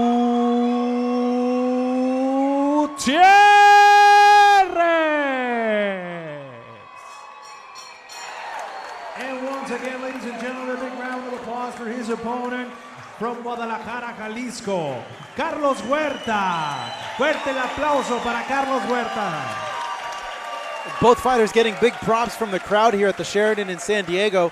60-54, guys. Now, we got excellent judges here, one being Pat Russell, who more times than not is on the dot. I feel that they got the right winner, but I don't know about giving every single round to Gutierrez. What do you think, Kevin? 110% no. I totally disagree with that scorecard. I don't know what fight they was looking at. I mean, at least I could at least see like him maybe losing 4 of the rounds, but definitely not all 6 of the rounds. That was unacceptable, I feel. Okay, guys, check this out. So I had it 5 rounds to 1. The only round that I gave to Huerta was the second round. If you gave that round to Gutierrez, then you have a sweep, right? So the rounds were close, guys. The rounds were close. It doesn't mean that it was a complete dominance. Even though 6 rounds to 0 seems like it is, you know, which it wasn't. We all agree it wasn't. It was very close and competitive every round. But if you give every round to Adrian Gutierrez, well, on paper it looks bad. I see that. You know what I mean? And that's sometimes what's wrong with boxing and why people get upset. But it is what it is, guys. You know, I believe, like you said, the right winner won tonight, Adrian Gutierrez. It may have not been 6 rounds to 0. The truth is, I had it 5 rounds to 1. You're seeing it here on my scorecard. It's tough, man. It's tough. You know, but luckily the right guy won, in my opinion. And I believe in your opinion as well. Yeah, no, definitely the right man won. In Adrian Gutierrez, I felt Huerta at least won a round or 2. Tenemos unos invitados especiales en esta noche. A very interesting thing, Chris, is that we're going to call them inside the ring. Les vamos a llamar para que suban aquí al ring. Gutierrez was winning them, and you mentioned like, okay, on paper, de la familia 6-0 Reynoso, seems like a blowout, but it wasn't. El entrenador competitive rounds, but Gutierrez just did a little bit more to win those rounds. Each round, yes. So in that aspect, it's hard, and sometimes it gives boxing a black eye. It makes it seem, you know, corrupt or you know, like favoritism, but it's not what it is. Just have to score it. We also have a former boxer, Andre Bossman Smith. Where's the Bossman Smith?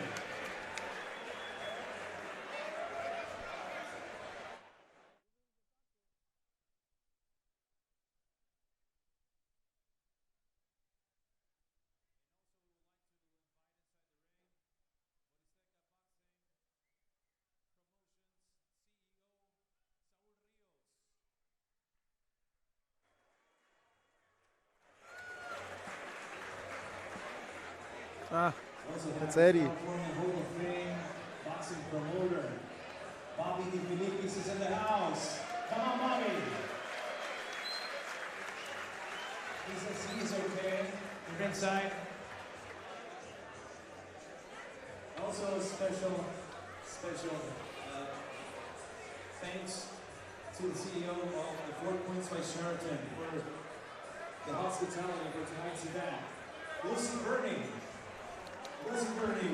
So here in the house tonight. San Diego boxing trainer and pioneer, Joe Lopez. Joe Lopez.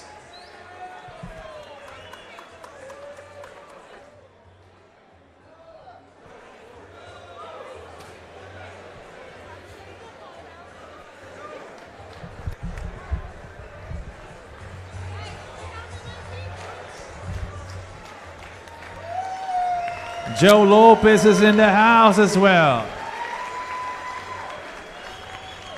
And also, we would like to have a special announcement.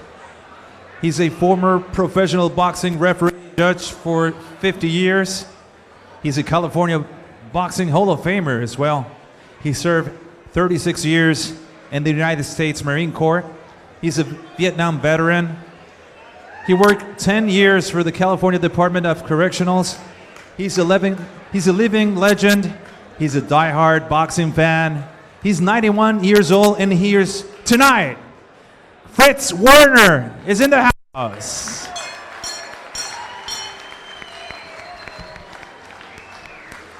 Algunas palabras, Eddie.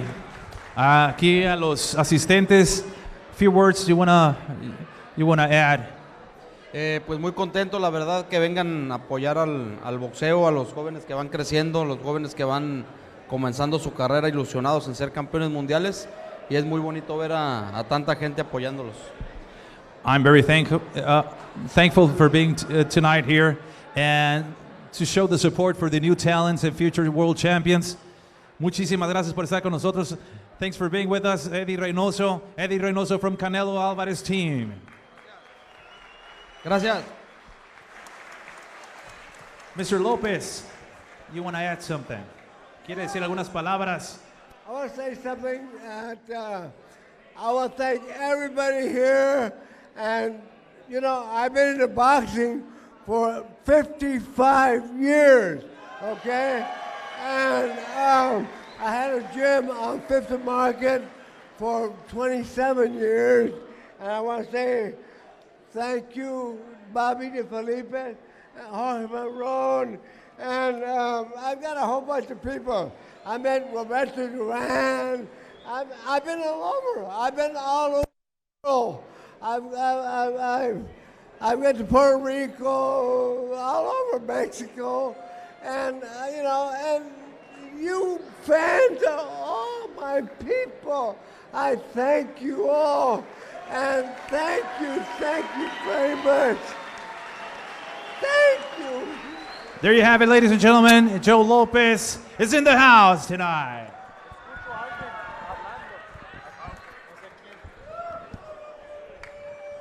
And also special mention for a dear friend of ours.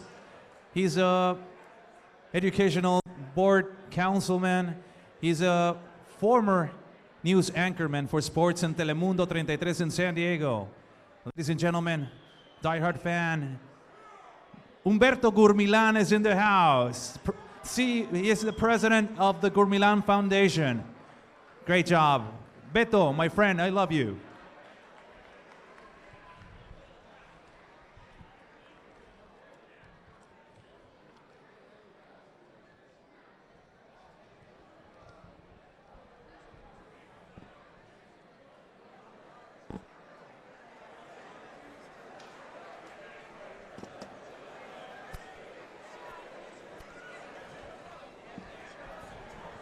All right, folks, just 3 fights left on this card here at the 4 Points Sheraton in San Diego. Our special attraction in the lightweight division up next, Ricardo Valdovinos, coming off the first defeat of his career over a year ago. Coming into this fight against Giovanni Gonzalez of Stockton, California. Chris, you're familiar with both fighters, man. What are you expecting from this matchup? I'm expecting a good matchup, Marcos. I was actually excited about this one more than the rest.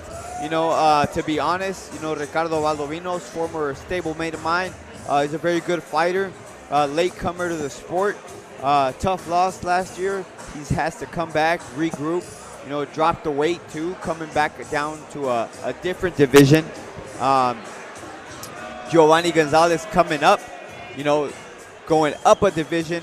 So we're gonna see how it plays out in that first round. And Kevin, what are you expecting from Valdovinos?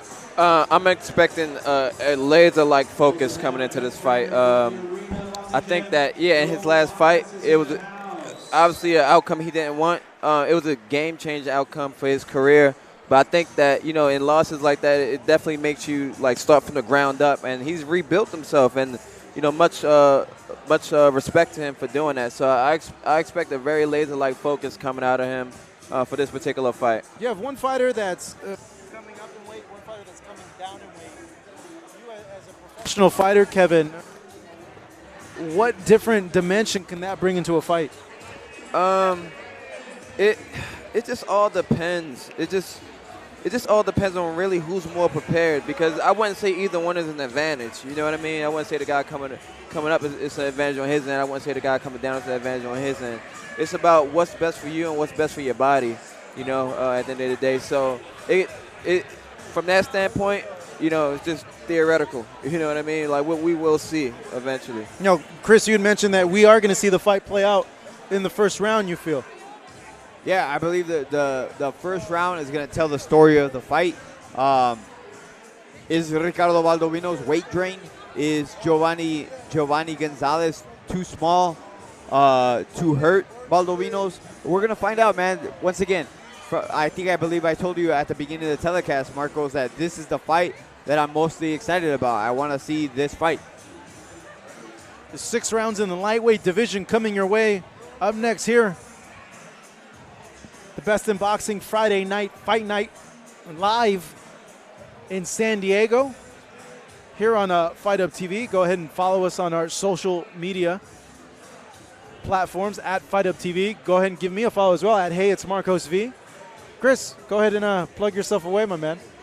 If I could remember what it is, Marcos, let me look it up right now. He's at that age where he can't remember. Yeah, I can't remember, sir. I can't remember. But what I do know, because I'm looking at it now, is my Instagram, SD Kid Chris Martin, sir. SD Kid Chris Martin. I made my home here at the 4 Point Sheraton. I would like to say that I am undefeated here at home, never lost. Plenty of fights. I want to say 9. And right here, this was my home. You know, the San Diego Kid. This is my promoter right here, Bobby D. Felipe's.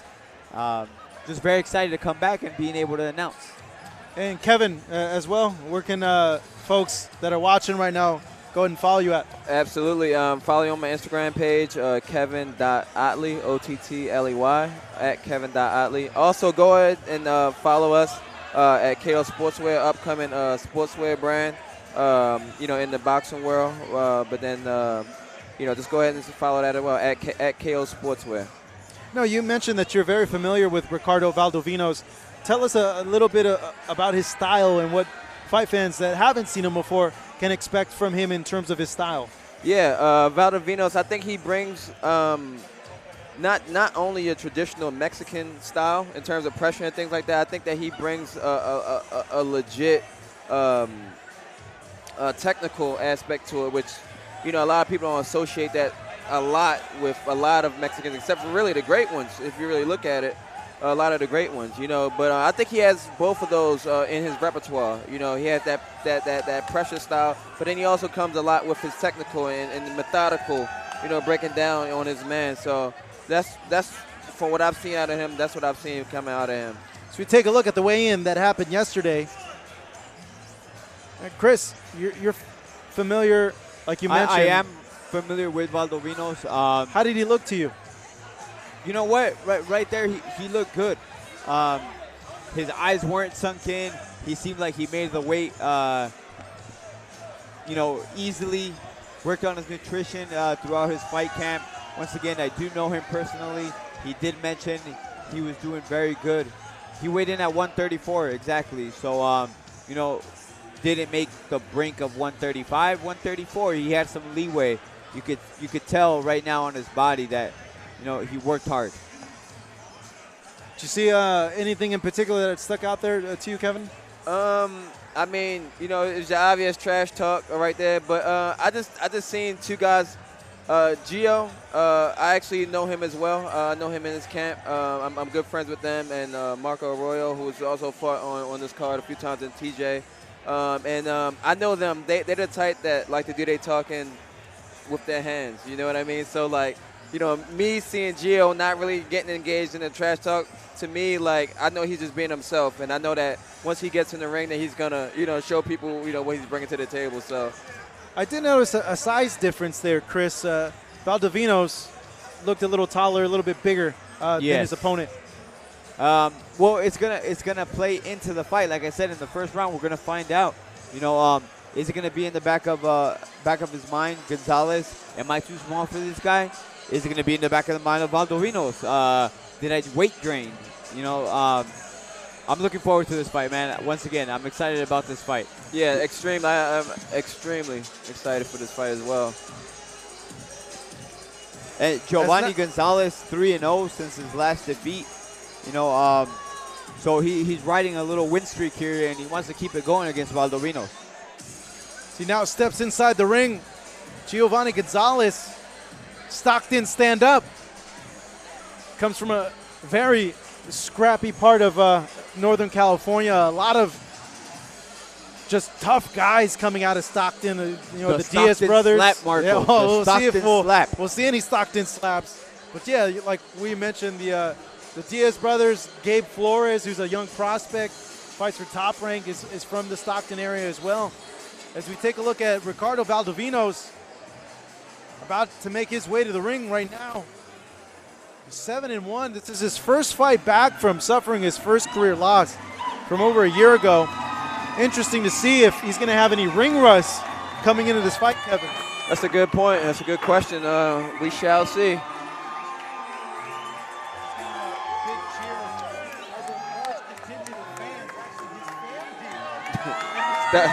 Directly behind us.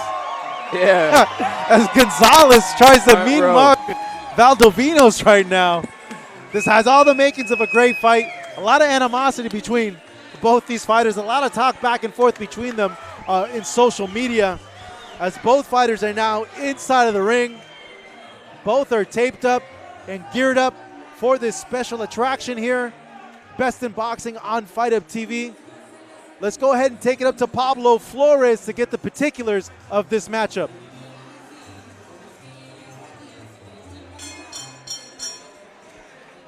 Ladies and gentlemen, Bobby D presents Borizteca Boxing Promotions in association with San Diego House of Boxing and San Diego's Mossy Ford Dealers.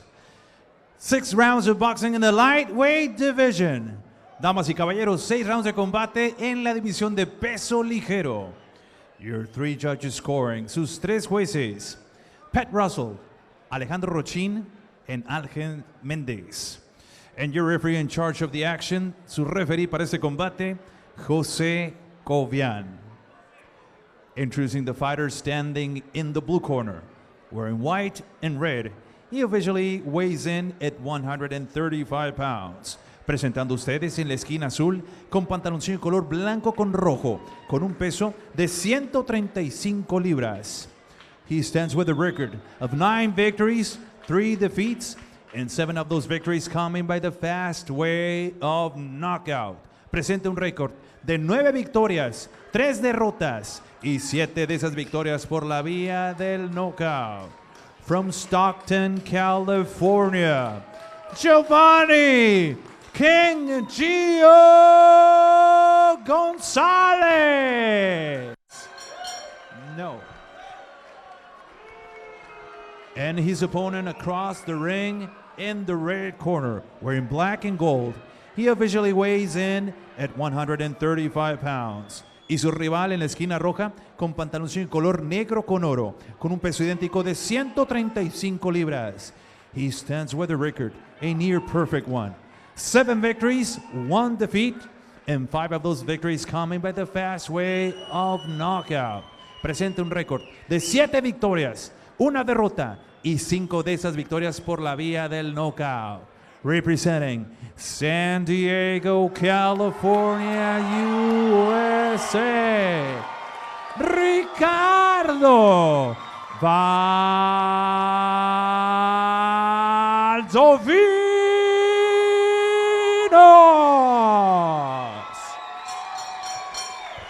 And to give out the final instructions, para dar las indicaciones finales, José Cobian. 6 rounds, 6 asaltos.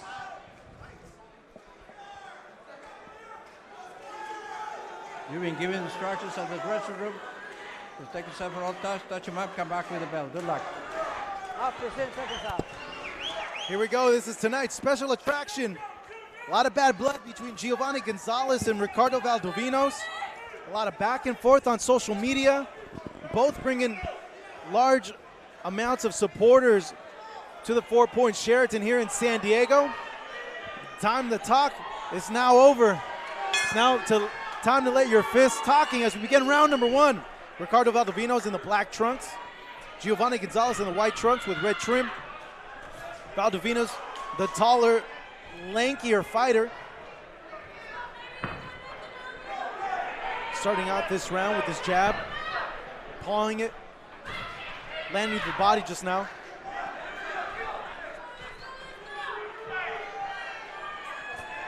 Looking to gain respect, but also set his rhythm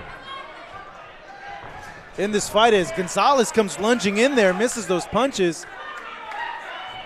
Valdovinos, wide hook there, misses.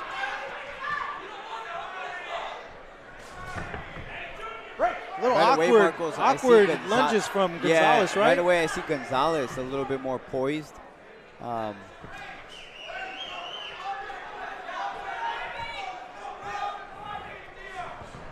Probably the jitters, you know, just fighting at home. A little herky-jerky there. Yeah, especially after a year-long layoff, you know, coming off a first loss. You know, I think after this first round, yeah, for Valdovinos, after this round, you know, you get the jitters out. You know, keep working behind the jab. He'll be fine. No, Chris, when you have a year-long layoff, when you mention ring rust, what is it that's rusty? What is it that's off as compared to a fighter that's been active? Just the timing in a professional boxing ring. You know, you can spar all you want, but just a little different. You know, a little variation here in the professional ring. Smaller gloves, no headgear. Every shot counts, right, Kevin? Yeah, no, absolutely. I also think that it's just dealing with those emotions, you know, that comes only with being in an actual fight in front of a crowd. You know, like unless you're actually in a fight that counts to your record, you don't have those same emotions, and you know, you get very jittery, you know, in trying to deal with that. So I think that has a lot to do with it. Good feeling out round by both these fighters. Yeah, right away starting to pick up now. 2 minutes into it, now they're both starting to pick up, warm up, got the feel of each other. There you go. Good body shots by Valdovinos there. What I'm seeing is a lot of respect on both ends. I think big shot there landed by Gonzalez. I probably said that too soon. Yeah. No, you're right. That was a very good shot landed.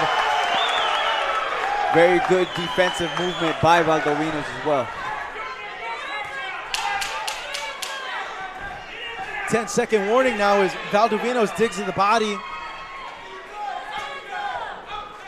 Blocks a hook there. Gonzalez smiles, clips him with the hook of his own as both fighters punching at the end of the round. Gonzalez gives Valdovinos this look. Well, I think he is because he knew that he punched off there for the bell, and he kind of gave him a smirk. But like you mentioned earlier, bad blood from the beginning.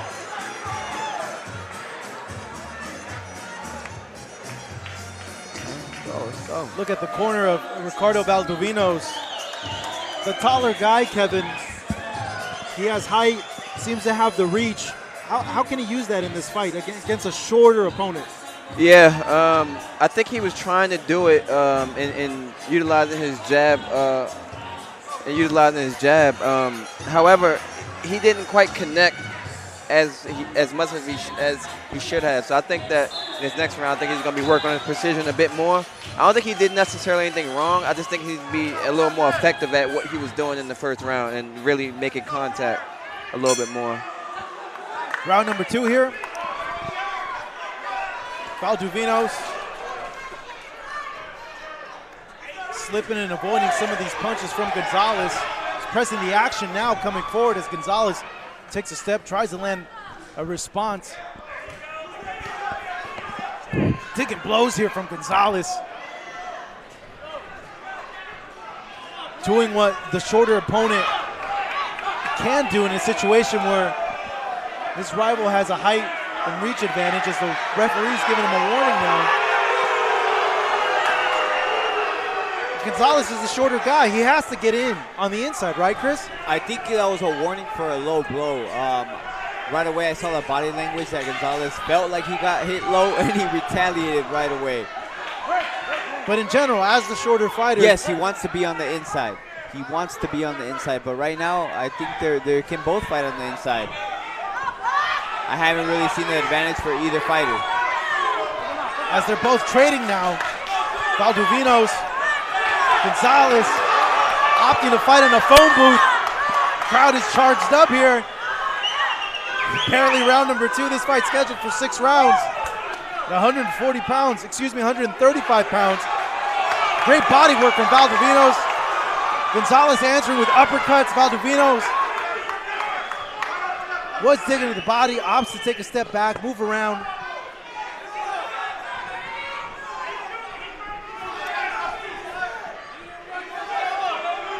He's been finding success with this jab. Big right hand. Good exchange there by both fighters. Valdovinos missing with some of these power shots because Gonzalez, being the shorter guy, is able to dip down.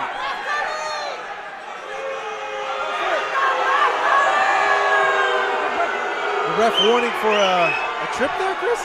Yeah, he kind of hooked his foot and pushed at the same time.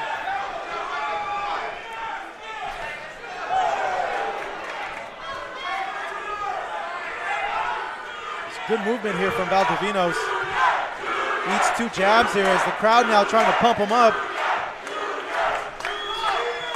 Gonzalez, a shorter reach. He's able to connect. There's blood on the face of Valdovinos now. Yeah, from the nose, yeah. And Gonzalez sees it. He kind of smiled at him, trying to come forward. Good uppercut response there from Valdovinos. Follows it up with the punch.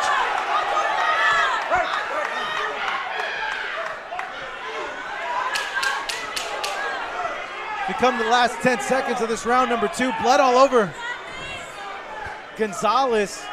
The nose of Valdovinos leaking from those punches being landed on him. Back and forth round. Kevin, who would you give that to? You know, that's very tough, but I think that in terms of effectiveness, I would definitely have to give it to Giovanni Gonzalez on that particular round. I think it was definitely more effective that round. Now, Chris, do you agree? Yeah, it's very close. You know, kind of like the last fight where you have to like give him a slight edge. You know, maybe because he was pressing forward. You know, you do see the mark of blood. Sometimes judges will score blood. So yeah, I agree with you, Kevin, to say the least. The corner of Valdovinos working on his face.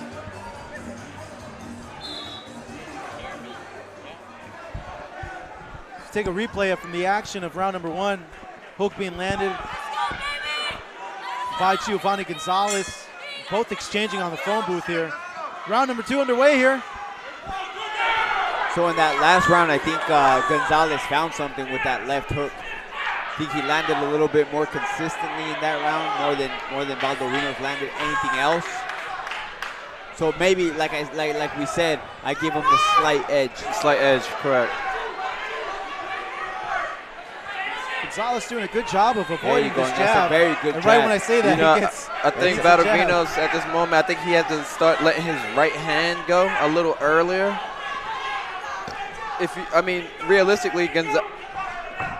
I'm sorry, guys. Anyhow, realistically, I think Gonzalez isn't doing a lot of movement, not enough movement that Valdovinos can't just let his right hand go right there and then. And a lot of times you got to touch the guy up for the right hand, but if the guy isn't moving that much, you can just let it go, you know? Gonzalez complaining of a low blow. Ref giving him time to recover. Chris, what do you make of it? I think it's kind of an excuse, you know, kind of buy some time maybe. I don't think I saw that was low, but we'll see in the replay if the booth can get it. Kind of a cop-out sometimes, Marcos. And there he goes with little things like that. So when a fighter starts to do that mentally, in my opinion, he starts to slightly break. Gonzalez landing a series of jabs. He follows it up with a 1-2. Valdovinos answers back, but an overhand there by Giovanni Gonzalez. Both fighters now trading. Big punches being landed here on the phone booth on the inside. Uppercuts, hooks, everything you can want. Valdovinos responding. What a barn burner so far here. Round number 3. Action picking up. Yes, I think Gonzalez did land some good shots, but I think he took the worst of it in that last exchange. So you got blood all over Giovanni Gonzalez, and he's not the one that's. And we have to add. We have to add that. Oh, what happened there? Low blow. We have to. Yeah, that one was low. That one was low.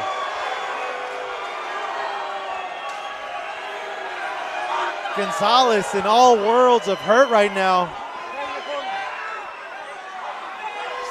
He is allowed up to 5 minutes to recover, correct, Chris? Correct, he has up to 5 minutes. Most fighters don't take the 5 minutes, but we'll see. As Gonzalez, I've never seen this. He's reacting to the crowd now. He's right in the section of Valdovinos supporters. Valdovinos supporters call him out. And him responding to that, I've never seen that happen before, Chris. Yeah. And Kevin, too. He probably has half the supporters in there anyway. Oh, boy. Oh, wow, this is huge right here. 1 point deduction here from Ricardo Valdovinos. What do you guys make? He didn't get a warning. It was right away a point deduction. Yeah, I don't agree with that at all. I don't think the ref should have took a point from him. I think he really let the crowd get in his head with that. He let the crowd get in his head. He let the fighter get in his head. Yeah. As both these guys now. Toe-to-toe action here. Giovanni Gonzalez. Ricardo Valdovinos. What a barn burner. I love this fight.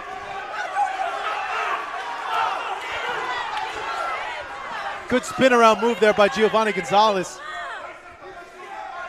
Comes from a city that's known for their fighting pedigree.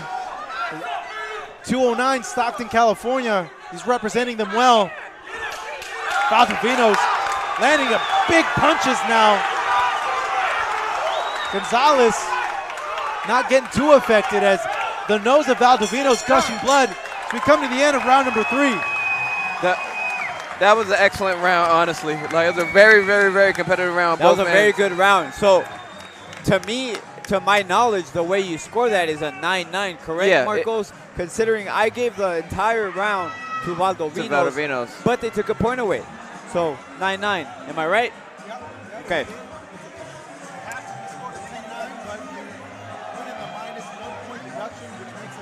Nine round. I just wanted to verify with the unofficial judge over here. So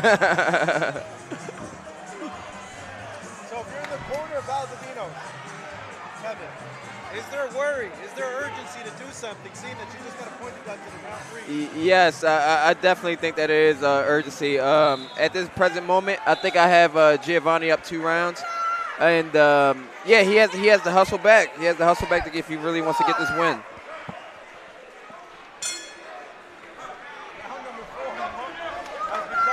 Hey, pick him up. Pick him up. Pick him up.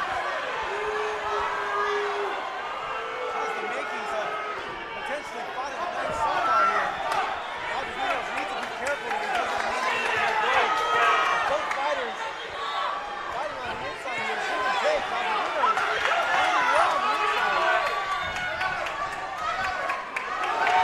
Lands a 1-2, follows it up. Uppercut to the midsection of Gonzalez. Gonzalez answering back with jabs. And he keeps throwing to the body, Valdovinos, and that's what he needs to keep doing. Gonzalez, though, just scored with 4 straight wearing punches. on Gonzalez.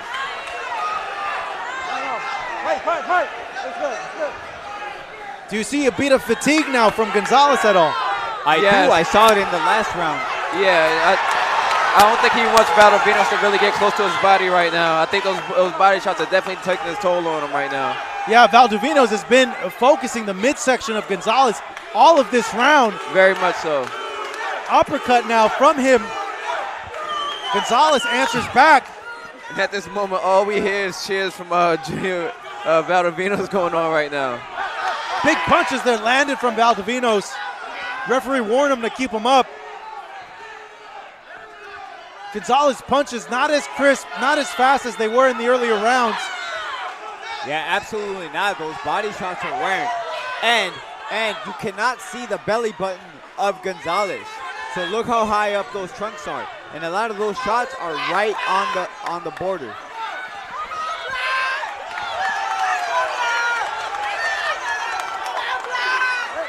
Two minutes are about to pass here in this round number 4. Valdovinos, for the better part of this round, has been targeting the body of Giovanni Gonzalez, looking to tire him out. It's a little trip up here. This is a bloodbath right now. So far, this is exactly the round that Valdovinos needs to really hustle back and make a strong case to say, hey, I won this fight. Valdovinos able to put all his weight on these punches that he's landed on the inside. Gonzalez is able to block some punches, but some of these punches are getting through, Chris. I think most of these shots are being landed by Valdovinos. What a great fight that we are watching here right now. Just when you think Gonzalez is getting beat up, he answers back with punches of his own. Both exchanging now. Blood gushing from the face of Valdovinos. Deducted a point in that last round. It's a good rally round for him, Chris, this round number 4. Yes, he came back strong. I think Gonzalez is the wearier of the two, diminishing little by little in that last round. Kevin, who do you give the fight to so far at this point? We're 2 rounds away from a decision, with a point being taken away from Valdovinos in round number 3. How do you see it? I see it 2 rounds. 2 rounds for Giovanni Gonzalez, 1 round for Valdovinos, and I see 1 round draw. Yeah, I see that definitely that last round, that 3rd round was a 9-9 round. We know that for sure. You take a look back at the action from round number 4. Valdovinos landing punches to the body. Let's see if he's putting water in that basement for it to come through in this round, in round number 6. Don't know how the judges are seeing this fight because of the point being deducted. Could be very close, folks. As Giovanni Gonzalez, wanting to take the fight on the inside, pushes Valdovinos on the corner here. Valdovinos forcing a clinch. Gonzalez clinches once more. Does look a little fatigued, Chris. Yeah, the one initiating the clinch is Gonzalez, so Valdovinos just needs to step on the gas. Ooh, digging punch there from Valdovinos. Ref warning him, though, keep the punches up.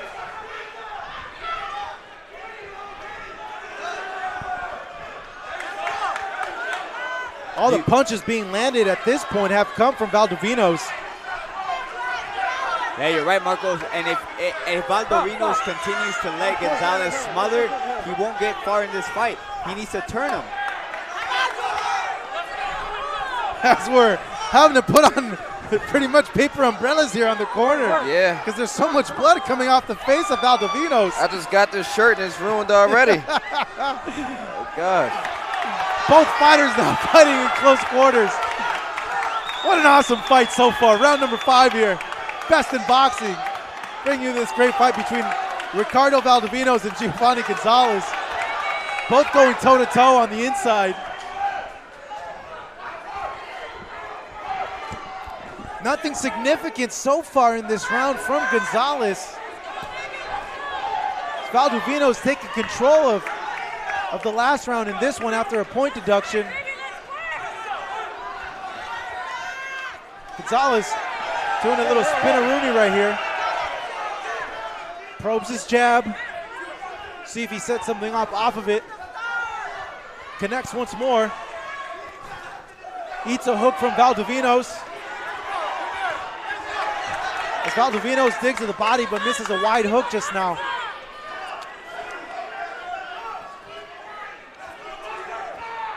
There's a ton of blood right now on Giovanni Gonzalez's gloves. It's a tremendous amount of blood. Yeah, but we have to add that it's not his. It is not his. But you know what? Right now, Ricardo Valdovinos is pouring his entire life into trying to get this win right now. I'll tell you that much. 3-punch combination from Gonzalez. Nice. Nice combination. Another 1-2 from him. Having a strong ending to this round number 5.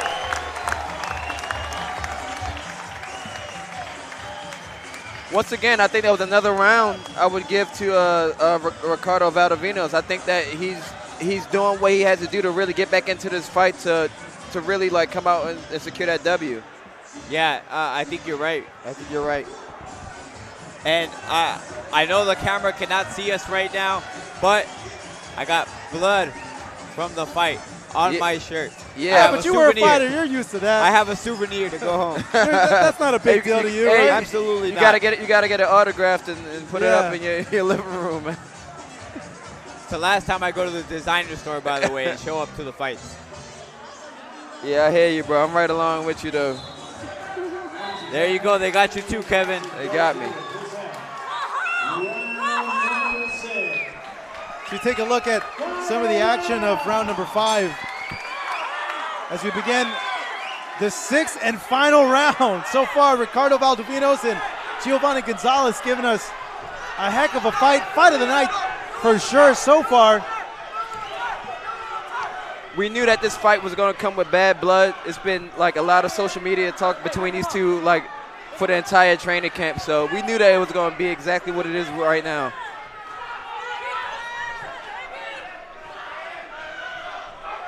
I think this round is definitely a make-or-break round for both fighters right now. And I think they're already going into it really tough, and I think they both got to really keep it up. And whoever wants it more, you know, they just going to have to take it at this moment. Yeah, I agree. At this point, Chris, it's really who wants it more, right? Who's going to have to dig in and bite down on that mouthpiece? Absolutely, man. It's a cliche to say, but you're right. Bite down on that mouthpiece and who wants it more, man. And it's because of the point deduction. You don't know how it's going to... Exactly. You don't know how it's going to be scored by the judges, so don't leave it in the judges' hands. You know, put it all out there.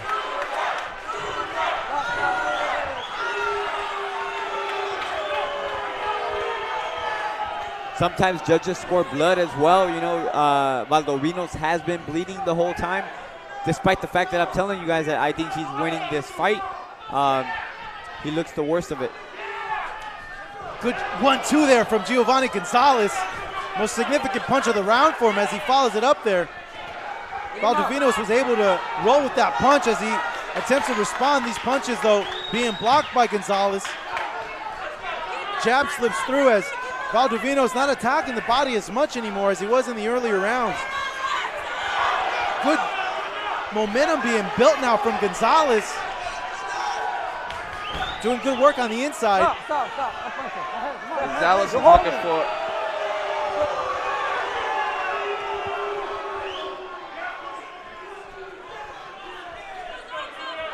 A jab there from Gonzalez. 1 minute left. Stiff power jab now. As Gonzalez, look at this, switches to southpaw and switches back.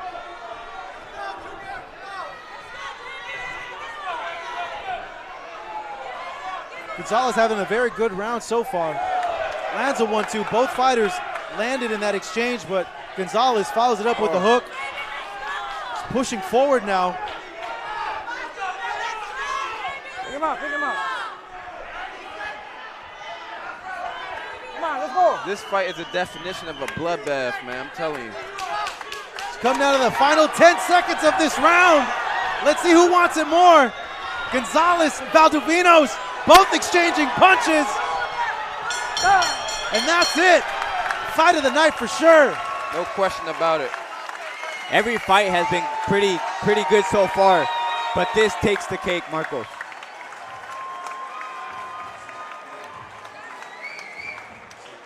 As I'm looking at the announce table here, guys. Yeah. It's all covered in blood. Yeah, it's a whole My different goodness.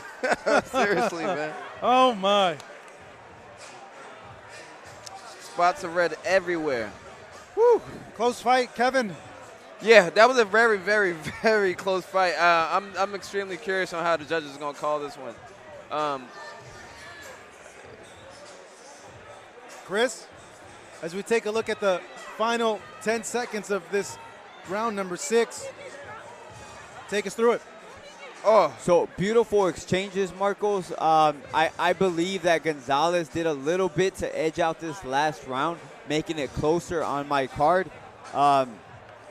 But once again, like you mentioned earlier, the only ones that count are the judges. But the very last round, Gonzalez toughed it out, man. He knew he was coming from behind, see if it was enough. To my scorecard, it wasn't enough, despite I gave him the last round.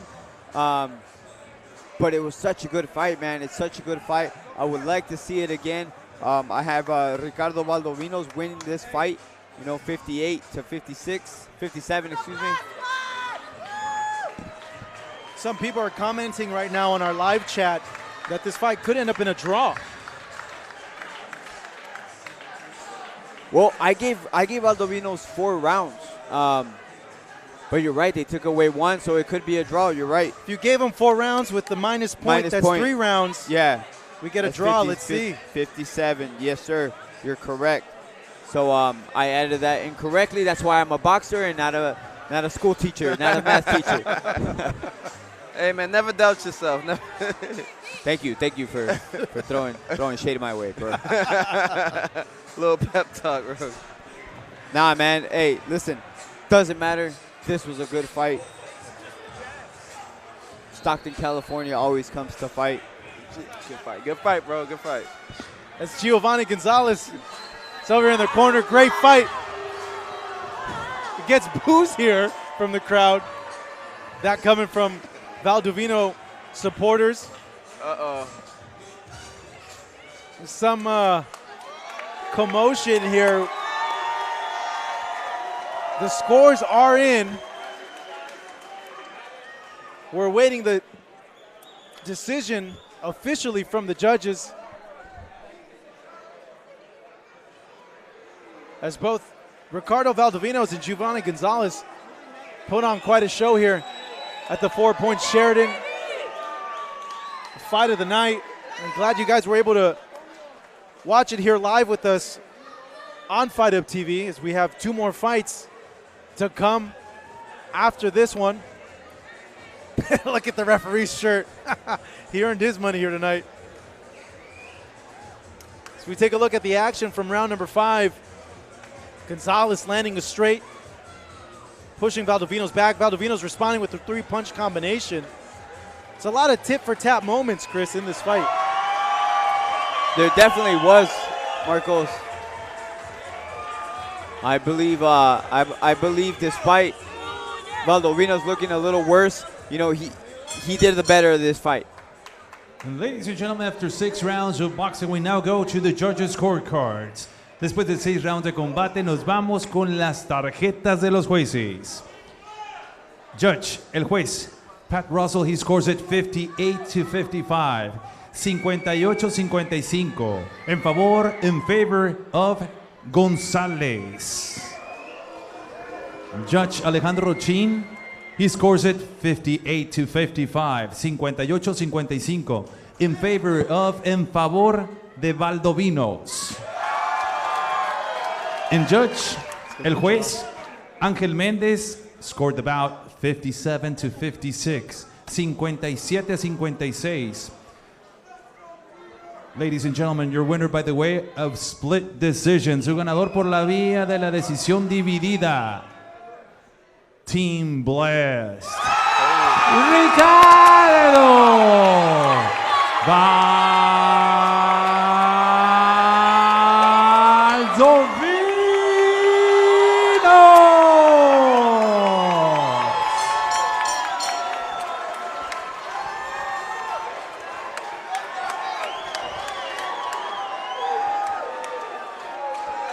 Valdovinos and Gonzalez talking that in each other. Split decision, guys. Hey. That final card, 57 to 56. What do you guys think? I mean, that ends up being 4 rounds to 2 the way I had it. So they took away that 1 point, so therefore 4 rounds to 2 for Valdovinos. Yeah. I believe that's the right call. Definitely Gonzalez doesn't agree with it. That's fine. You don't have to agree with it. You know what I mean? One judge did give him the fight. You know, so you can go home saying that. Yeah, I think it was a little questionable. Either way, I would have been okay. To be quite honest, this fight was that type of fight. The last round, I could have seen it going for Gonzalez. I think Gonzalez pulled out the last round, but all he did was tighten up on a 4-2. Yeah. I felt like Gonzalez had already won 2 rounds prior to that last round, though, me personally. Yeah. So I felt like that that last round, I'm sorry, was the 3rd round that he had won. And then plus that point deduction. Yeah, I got you. So if it would have been a draw without the point deduction, correct. In your book. In my book, yeah. I would have been way more happy. And I would also have liked to see a second fight between these guys, you know. So I would love to see a second fight between these guys. Much that was rather a very like good to fight. see, yeah. Maybe it'll happen. Maybe it'll happen again. Who knows? Well, I think we know the promoter, right? We can. We had to make a personal request. Well, it was Ricardo, a good fight, guys. Valdovinos improving his record now to 8-1, and Giovanni Gonzalez dropping this decision, goes to 9-4. Some of you guys commenting on the chance don't agree with the decision. You feel that Giovanni Gonzalez won the fight.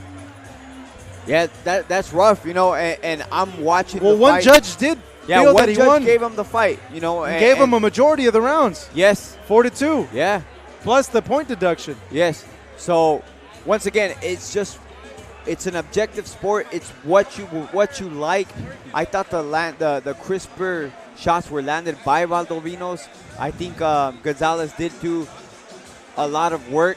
Some of it was ineffective. Some of it, I gave him 2 rounds.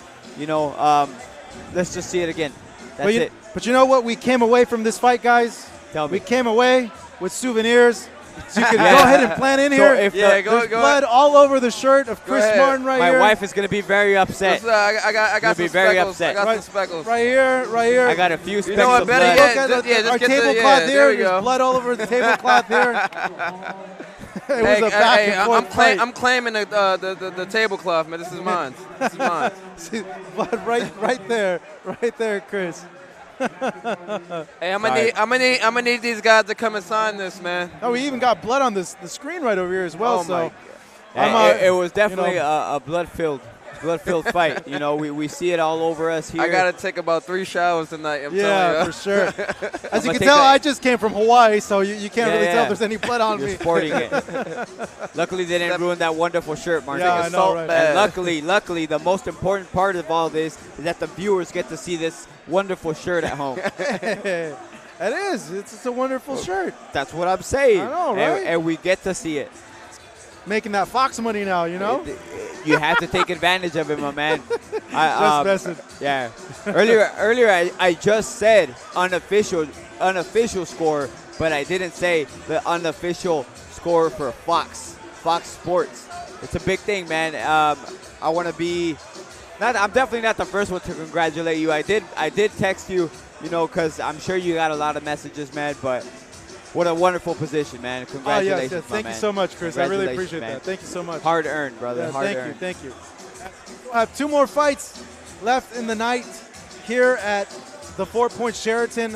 On deck now in our semi-main event in the super lightweight division, Jorge Maron Jr. taking on Gonzalo Dalera from Buenos Aires, Argentina. And if there's one thing about Argentinian fighters, we know they come to fight. They always come forward, Chris. Yeah, hopefully that's what we see, because Jorge Maron Jr., he's a boxer. You're going to see him. He's going to come out, he's going to dance, he's going to move around his opponent. So if Dalera, I want to say Dalera, right? If Dalera doesn't come forward, it's not going to be an eventful night for the fans. It's not going to be an eventful fight at all. So Dalera needs to come forward if he wants to have any success against Jorge Maron Jr.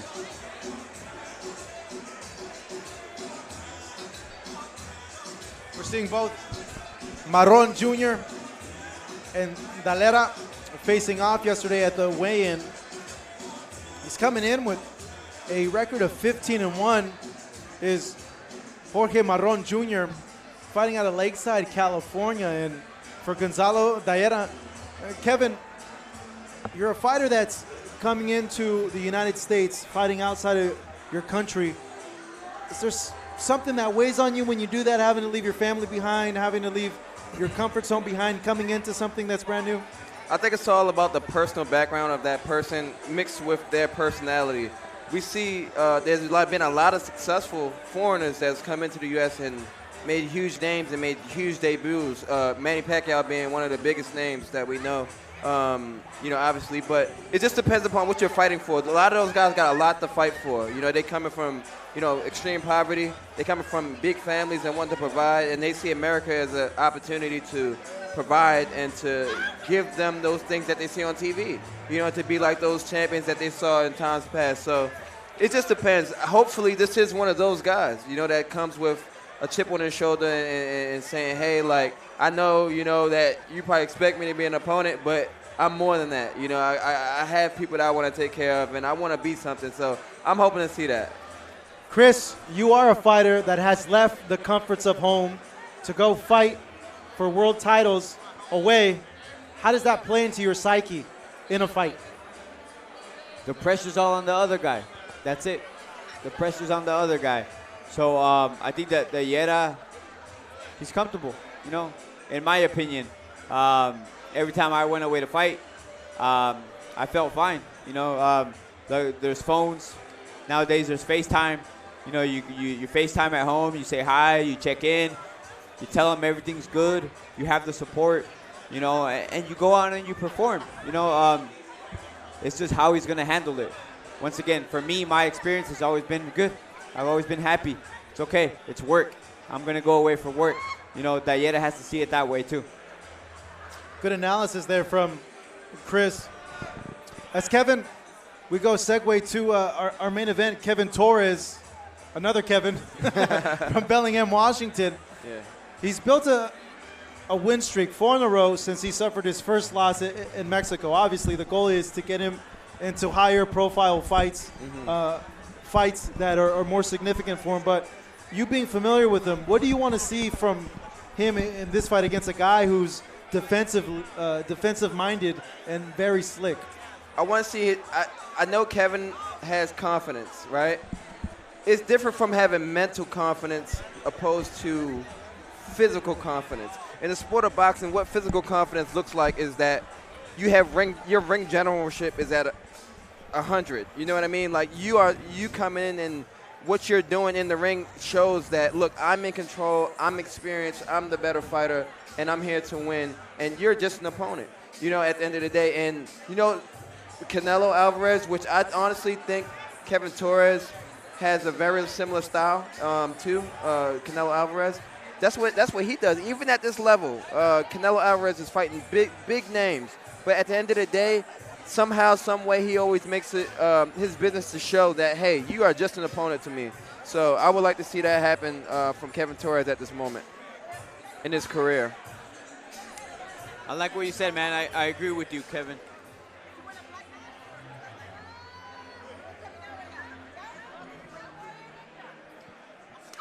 As we see now, Gonzalo Dalera looking to purge Jorge Maron with the loss.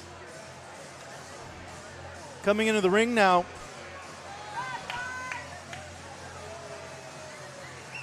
De Buenos Aires, Argentina. It's one thing about Argentinian fighters, you're always going to know that you're going to get your money's worth with them. They always come to fight. They have granite chins and even bigger hearts. There's Maron, the 12th time as a professional stepping inside the ring here tonight.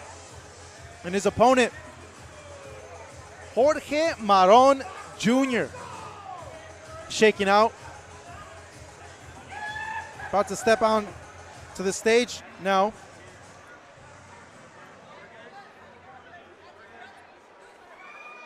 So only has one career loss, 5 knockouts to his credit, but his opponent, Dalera, has 4 knockouts to his credit. So similar power on both guys.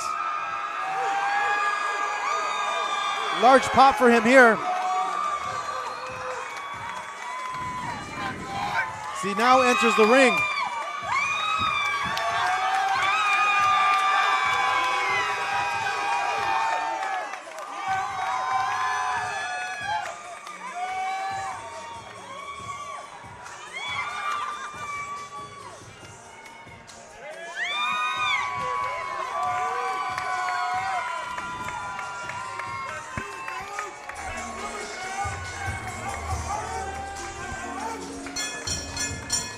And ladies and gentlemen, Bobby D presents Borizteca Boxing Promotions in association with San Diego House of Boxing in San Diego's Mossy Ford Dealers. This is your co-main event of the evening. 6 rounds of boxing in the super lightweight division. Damas y caballeros, 6 rounds de combate. Este es su combate coestelar de la noche en la categoría de peso super ligero. Your 3 judges scoring, sus 3 jueces: Pat Russell, Alejandro Rochín, and José Cobian. And your referee in charge, su referee para este combate, Ángel Méndez. Introducing the fighter standing in the blue corner. He wears white and gold. He officially weighs in at 140 pounds. Presentando ustedes en la esquina azul, con pantaloncillo blanco con oro, con un peso de 140 libras. He stands with a record of 6 victories, 5 losses, and 4 of those victories coming by the fast way of knockout. Presenta un récord de 6 victorias, 5 derrotas y 4 de esas victorias por la vía del cloroformo. De Buenos Aires, Argentina, Gonzalo, el malo Darnell. And his opponent across the ring in the red corner. He wears black and silver. His official weight, 140 pounds. Y presentando ustedes en la esquina roja, con pantaloncillo negro con plata, con un peso de 140 libras. He stands with a record, a near perfect one. 15 victories, 1 lone defeat, and 5 of those victories coming by the fast way of knockout. Presenta un récord casi perfecto. 15 victorias, 1 derrota y 5 de esas victorias por la vía del knockout. Hailing out of Lakeside, California, USA,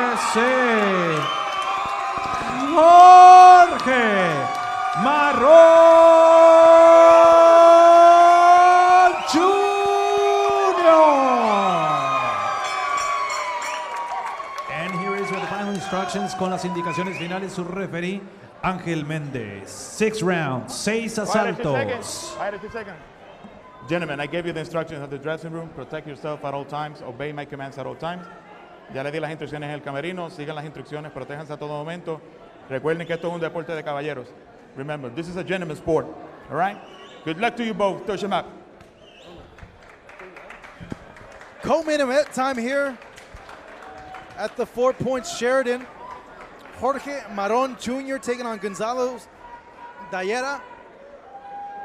Maron from Lakeside, California. Big support here for him.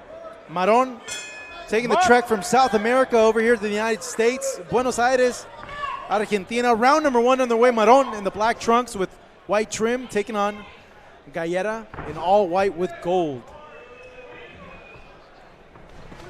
Ooh, good little counter there from Maron as Dalera attempted to rush in.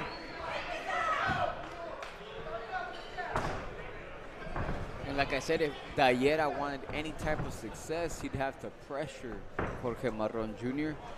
But that's not what he's doing right now, Marcos.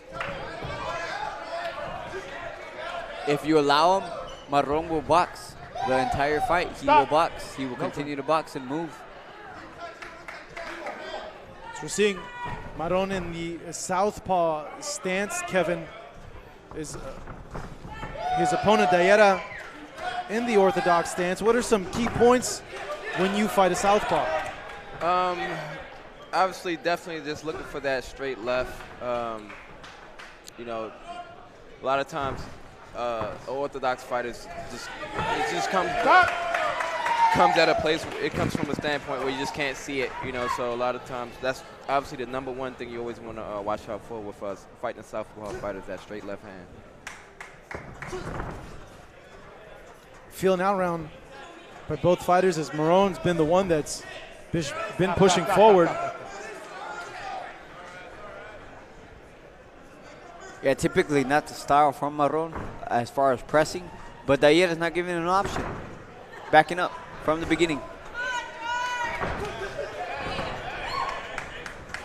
Slight headbutt there. That is a thing that is very common when a southpaw faces an orthodox fighter. Sometimes we do get a clash of the heads. Big step in a hook there. Dalera just landed, but it was blocked by Maron. Stop. Stop, stop, stop, stop, stop. Good movement so far being shown by Maron. Avoids that big hook.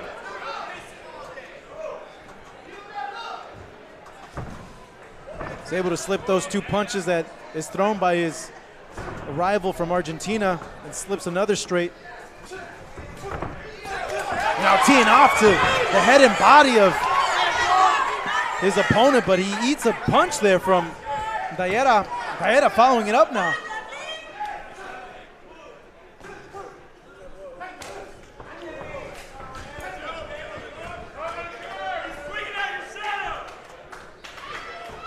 Apparent speed advantage from Maron Jr.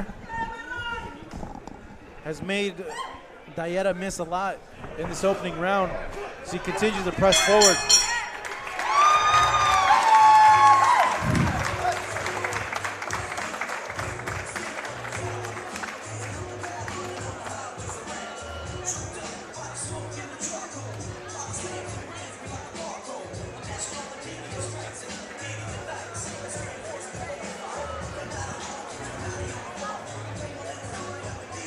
I always like to get in the mind of the opponent, Kevin. If you're Dalera, from what you saw in that first round, what can you use to your advantage to take control of the fight? I would take control. I would utilize Jorge Maron. He's not moving that. He's not moving at a fast rate. You know what I mean? So I would actually just up my punch count a little bit more, see how he responds to that.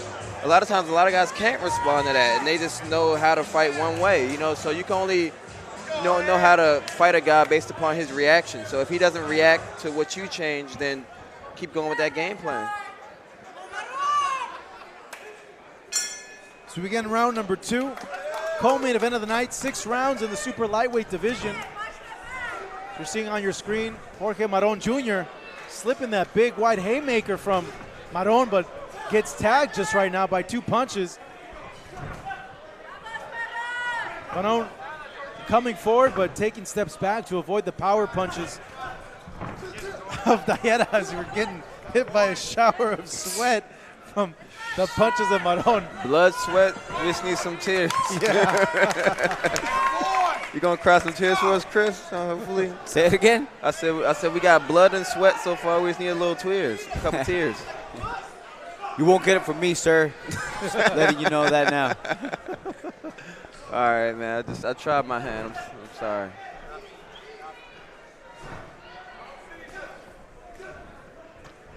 Active jab so far for Maron. Stop. It's both fighters looking to take control of the fight. Got a lot of time, but Maron showing good movement, good countering at this point. Yeah, I'm impressed with the pressure. You know, I said at the beginning of the telecast that we're going to see a boxing clinic from Jorge Maron Jr., and we're seeing a little bit of the opposite as he's pressing forward. With good movement, too. Yeah, he's able to get in and get out. I like how he's slowly cutting the ring off, too, as well, from his opponent. Looks like he might have had him in a front headlock for a moment. Trying to go for the guillotine. Big 1-2. Missed there. Dalera, he's trying. He's putting punches together. It's just not finding a home there with the movement of Maron. Oh, gets caught there, though, by a big punch. That was a good uppercut. Not enough, though. Very few between. Far and few between. It's a very smart move that Maron just did. Just turn around. Yeah, just hold him. Maybe it did shake him up a little bit. Maybe it woke him up, actually. How about that? Dalera now looking to use his movement to avoid some of these punches coming his way. Good body shot by Maron. Let it go, Ricardo. Let it go, Ricardo. Let it go, Ray. Let it go. Both fighters working on the inside, pummeling, trying to land punches out from the clinch. 10 seconds left in this round number 2.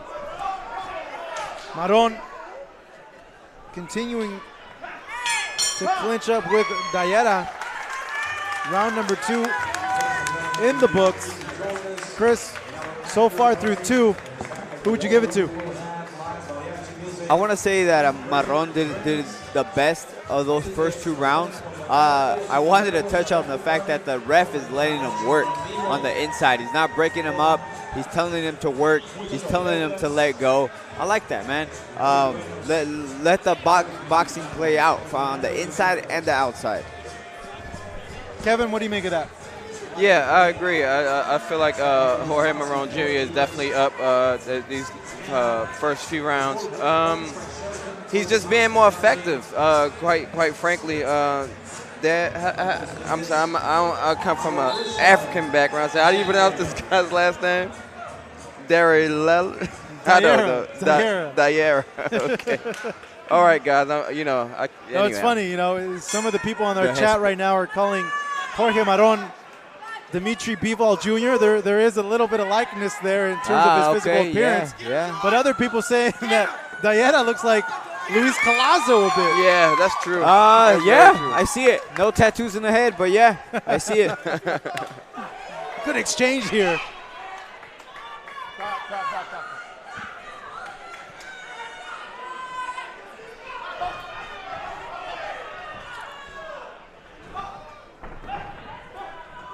Been a lot of work on the inside. Maron grabbing onto that glove there. Holding Good on little to move it. there, right? Little veteran move there. So he comes forward now on the attack is and he Maron. continues to do it. Yeah, I've noticed he'll land a series of punches, will clinch up. And then work off of it. Once again, veteran move.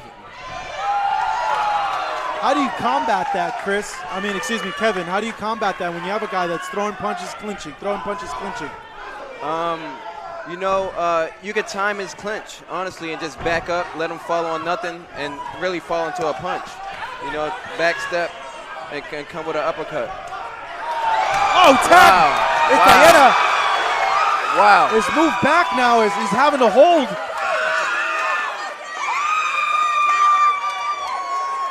He's bouncing around, making sure that his feet are under him.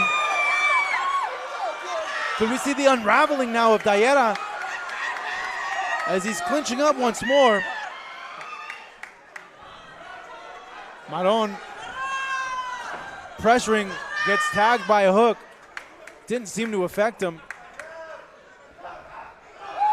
Avoids that punch. Throws a series of combinations that's backing up Dalera. Dalera answering back as he's forced to clinch once more. Wisely turns around Maron. But Maron Jr. just pot-shotting, coming forward, landing good punches. Dalera looks tired. I think you're right, Marcos. He's taking the worst of this. Stop. The short little body shots, too. Yeah, I always want to yell out hammer time when the refs say stop. 30 seconds left in this round number 3. Jorge Maron Jr. in control.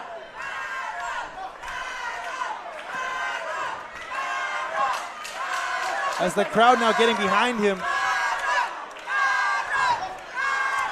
A lot of work here on the clinch. As Dalera with an open mouth, breathing hard. Fatigue setting in big time for him. How's that feel, Kevin? When you're gassed in a fight, you're breathing hard. What do you have to do to keep on going? Because it's barely the 3rd round. It's 2 more rounds in the fight plus this one, 3 rounds. Yeah, I mean, judging from his standpoint, because everybody responds to that differently. Again, I mean, I know I kind of keep going back to that, but it's true, and that's what separates people. But judging from his standpoint, I think rest is the only thing that that he really wants in this particular standpoint. But so he's gonna have to grab hold, take whatever break that he can get. Yeah, and we kind of already see that going on. A lot of backing up, you know, kind of just creating distance, you know, just kind of get that extra breath, you know, of rest, you know, and clinch whenever you can. Oh, that was an odd thing to see. The corner of Dalera helping him up just right now. He pulled him up. Yeah, the body language as he went back from the last round wasn't good, Marcos. Boy, he's coming out swinging for sure, but he's swinging and he's missing big as Maron now. And what I always tell young fighters is that's what wears on you more, is making a guy miss. Making a guy miss.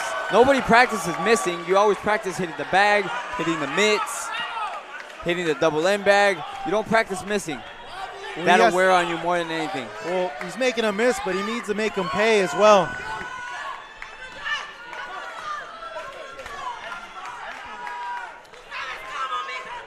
Dalera, a little bit more energy coming into this round. It might be coming into his 2nd win as Maron just making him miss big.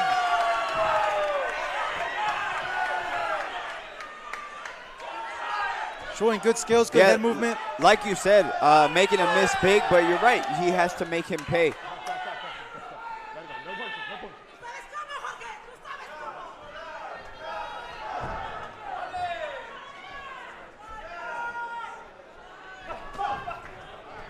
Counter there from Maron Jr. Fouls it up with a 1-2.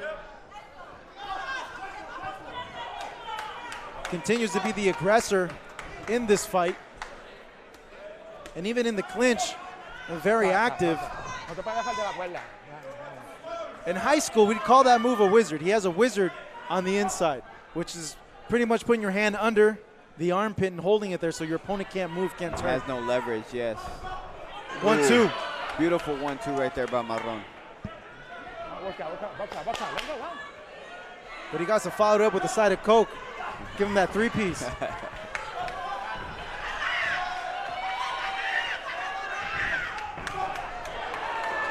You started too late with the punch today, Marcos.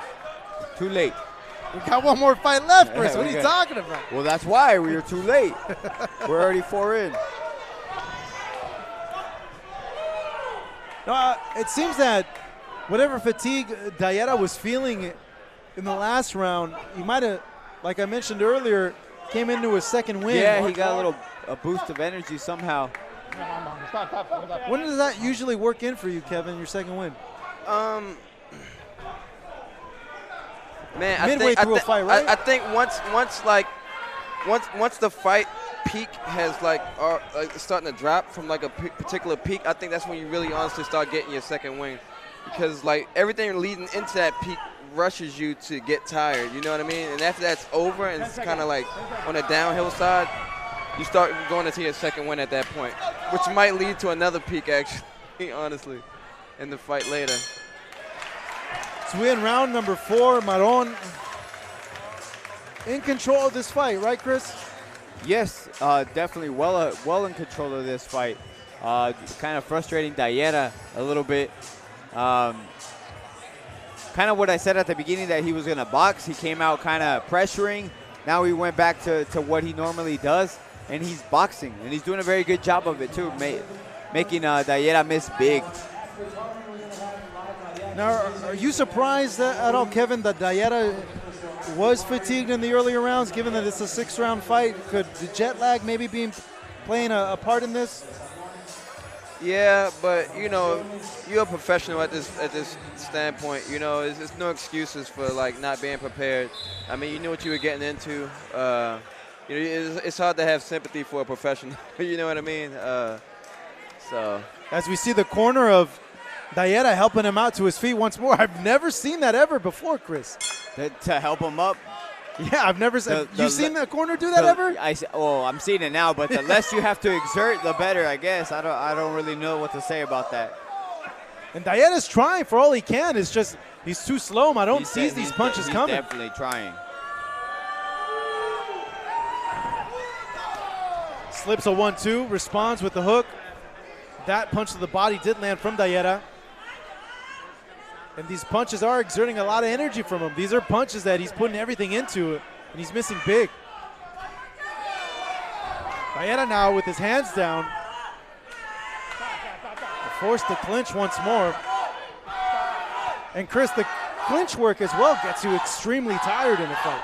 Yeah, I mean, wrestling, like tussling, it is difficult.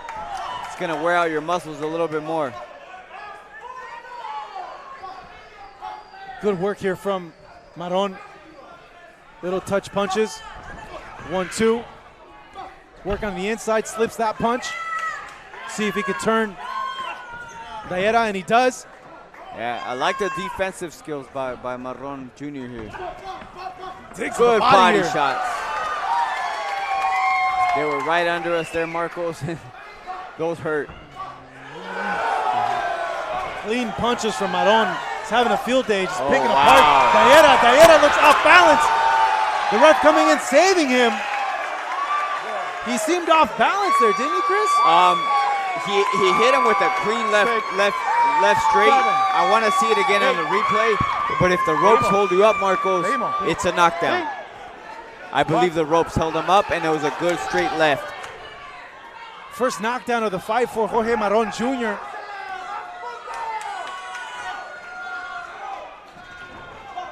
It's been all him through the first 4 rounds. He's been displaying his movement, his slickness, his boxing. Been pressing forward but not getting hit, avoiding the big punches of Dalera. A lot of inside work as well, but overall, Dalera just hitting air for the most part.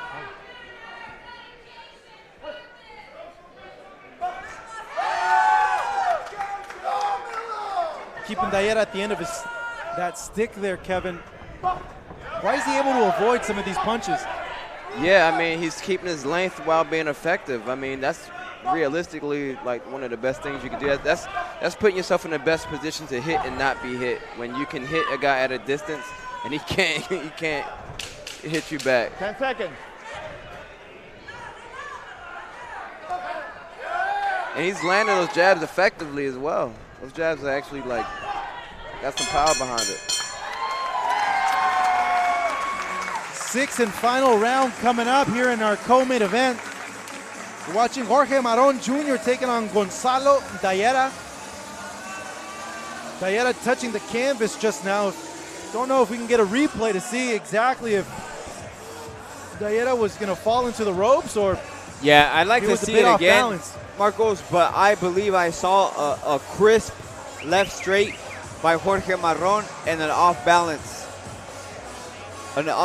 fighter in Dalera.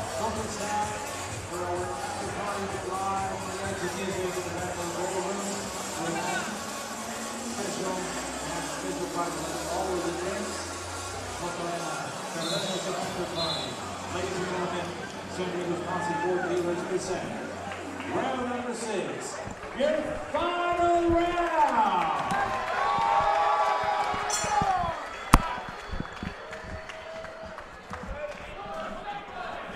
Here we go. Final round here between Jorge Maron Jr. and Gonzalo Dalera. Let's see if Gonzalo Dalera could pull something out of his hat. Just seemed to be punching air at this point. Look at this little move that he's doing right here, holding onto the rope. Yeah. Bernard Hopkins taught me that move in one of the interviews I had. So that's a really tricky veteran move there. That's frustration right there, Marcos, more than anything. Well, he doesn't want him moving on him because he can't hit him. Yeah. But it was just, again, a little burst of energy after that break. And right back to getting touched up by Maron Jr. One thing, though, these punches are effective punches, point punches, but I think the power's too much there on Maron's part. Stop, no punch. Repeat it. The power in Maron's punches, I don't think he's leveraging his shots. Okay, you don't think it's there? Yeah. I see what you mean now. Maybe, yeah, he's not putting too much into it. You got to give him some type of power because he's making his opponent back up. But it might not be that one-punch knockout power. Well, he isn't turning his body enough. He isn't putting enough torque on his body to throw the full amount of power that he actually has. But, I mean, I still agree with you, Chris. Like, he is at least putting enough in his punches to, you know, but not as much as he could be. I think that has a lot to do with him being a defensive fighter as well. Yeah, you know, because he's always ready for that defense, that defensive move. So you're not going to put in everything you have into one shot. Correct. Into any shot.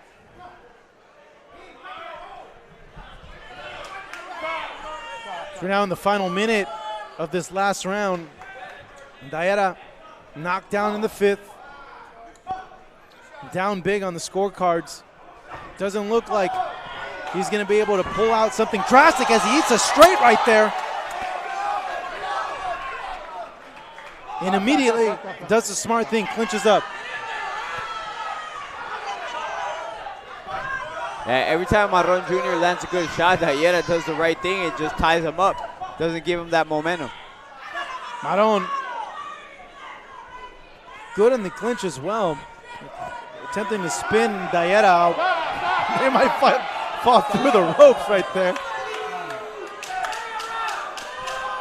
Solid performance by this young kid from Lakeside, California. A strong closing here to the final round as Maron stalking Dalera, and Dalera closing out the round with the clinch. Both fighters embracing a solid performance and an impressive one by Jorge Maron Jr.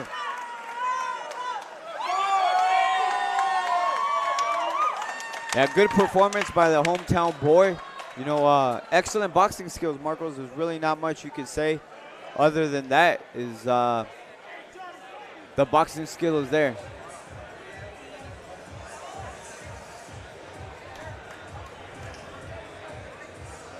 We still have one fight left on the card. Coming your way, folks, main event.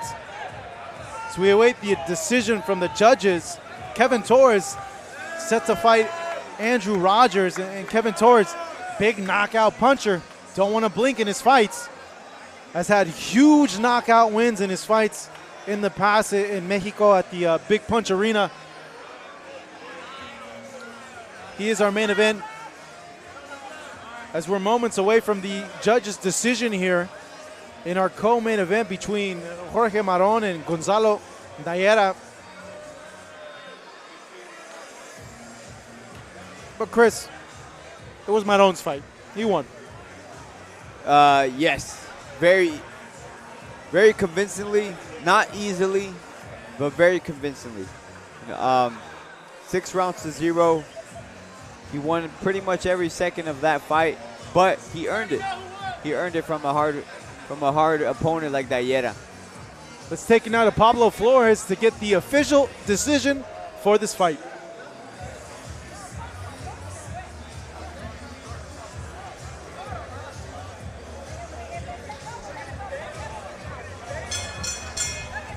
And ladies and gentlemen, after 6 rounds of boxing, we now go to the judges' scorecards. Después de 6 rounds de combate, tenemos la decisión de los jueces.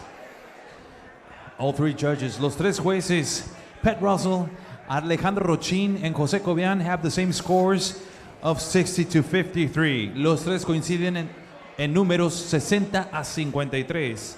For your winner, by the way, of unanimous decision, su vencedor por la vía de la decisión unánime, Lakeside, California, USA, Jorge Maron Jr.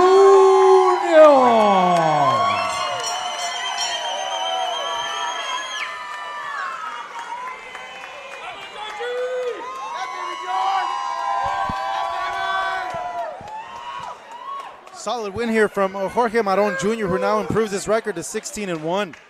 A dominant performance where he showed his movement and his boxing skills. Kevin, what do you take away from his performance? Once again, poised. He showed that he's willing to go in and like take care of business if he sees that his man is hurt. You know, a lot of guys don't got that killer instinct. He definitely has the killer instinct. But I think more so for Maron, rather than the positive, I like to talk about things that I would like to see him do better in, which is be a little more active early rather than setting up his punches and kind of waiting a little bit. Chris, what do you make away from this performance tonight? It was a very good performance. The fact that he was able to make his opponent miss and counter. You know, he pressured. I didn't expect him to pressure, and he did. So it just kind of shows that he's improving his game from the last time I saw him. Thank you so much for being part of this project.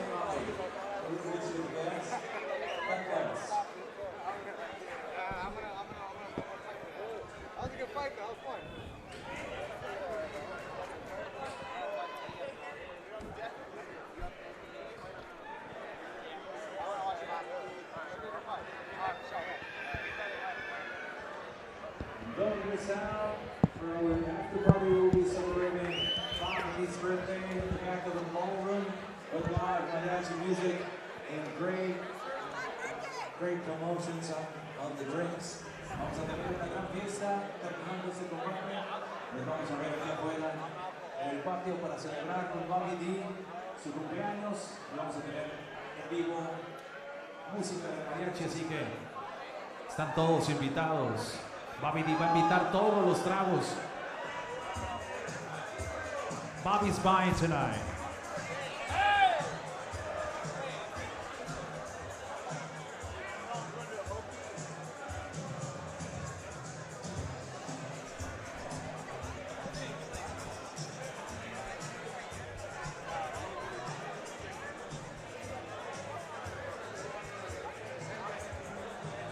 Entonces, allá que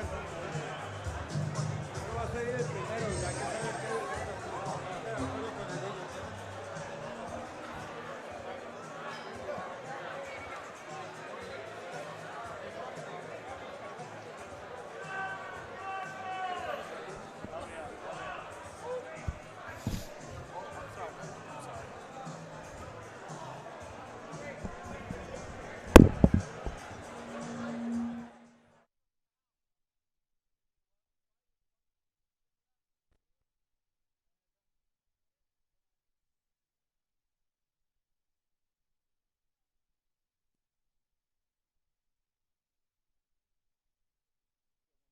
How'd that feel making weight at 140? I feel good right now, you know. I feel just as if I was making 145, 143. And I think it's due to the diet, you know. I was just a little more strict on the diet. I ran just a little bit more. And, you know, I feel light, but I feel strong and I'm ready. Let's talk about how training camp went. How did it go? First of all, how did it go? And then, was there anything specific you were working on for this camp? Camp went very well. We incorporated, you know, swimming, you know, running, different types of running, sprints, long distance, hills, mountains. You know, we got our sparring in, including rising superstar Ryan Garcia. Got some sparring in with him. So, you know, I got top level training, and this is the best camp I've ever had. Let's talk about that, because I saw you posting on that. How was it sparring with Ryan Garcia? Man, that guy's got quick hands. It was good. He's quick, but it's not all about his quickness. He's actually really smart in there. His ring IQ is really good, and I think that forced me to concentrate on my IQ as well and improve on my IQ. And so overall, it was a great learning experience, and I feel more ready than ever. In the ring, Andrew Rodgers from Elkhart, Indiana, doing a little shimmy here for the crowd. He has a tough task in front of him as he'll face the once defeated Kevin Torres, the Diamond Boy. So he makes his way to the ring right now.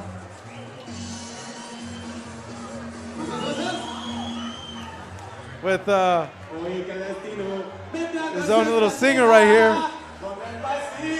Oh, so he did come out to the mariachi officially, huh?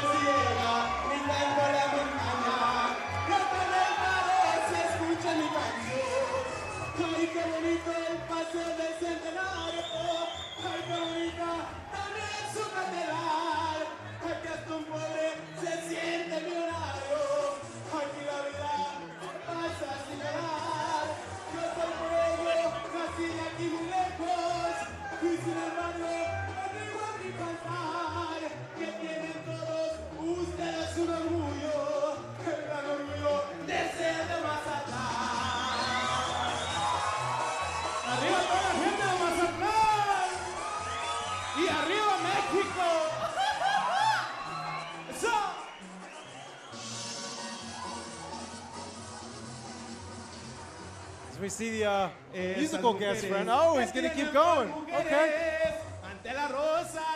I'll let the man sing. I don't know at all, but I'm actually quite sure this guy's his brother. They look just alike.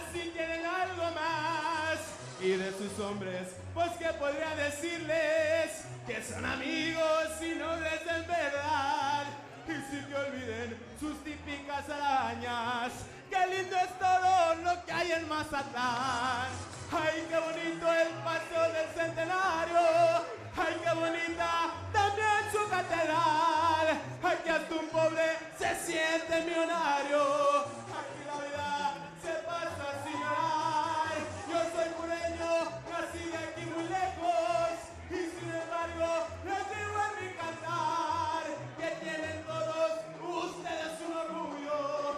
El gran orgullo de ser de Mazatlán. ¡Ese grito mexicano! All right, Mariachi Volume 1 coming to you guys this summer, next summer. Now, ladies and gentlemen, it's time to rock and roll with our main event of the evening.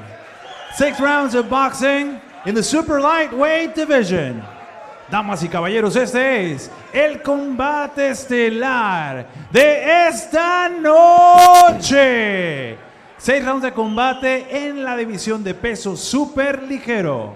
And it's brought to you by Bobby D Presents, Borizteca Boxing Promotions in association with San Diego House of Boxing and San Diego's Mossy Ford Dealers. And now, ladies and gentlemen, the fighters are ready, the officials are ready. San Diego, California, are you ready? For the boxing fans in attendance and the thousands watching around the world, VIB, the best in boxing. We are live from the 4 Points by Sheraton in America's finest city, San Diego, California, USA. Ajusten sus cinturones.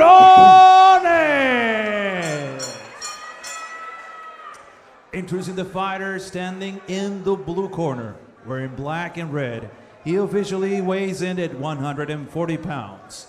Presentando ustedes en la esquina azul, con pantaloncillo color negro con rojo, con un peso de 140 libras. In 13 professional bouts, he stands with 4 victories against 7 losses, 2 draws, and 2 of those victories coming by the fast way of knockout. Presenta un récord de 4 victorias, 7 derrotas, 2 empates y esas victorias por la vía del cloroformo. Hailing out of Elkhart, Indiana, USA, Andrew Chucky Rodgers. And his opponent across the ring, standing in the red corner, wearing black with blue and silver. He officially weighs in the same, 140 pounds. Y su rival en la esquina roja, con pantaloncillo de color negro con azul y plata, con un peso idéntico de 140 libras. He stands with 16 professional bouts, 14 victories, 1 lone defeat, 1 draw, and 13 of those victories coming by the fast way of knockout. Presenta 16 combates profesionales, 14 victorias, 1 derrota, 1 empate y 13 de esas victorias por la vía del knockout. From Bellingham, Washington, with blood running in his veins. From Mazatlán, Sinaloa, Mexico, the Diamond Boy, Kevin Torres.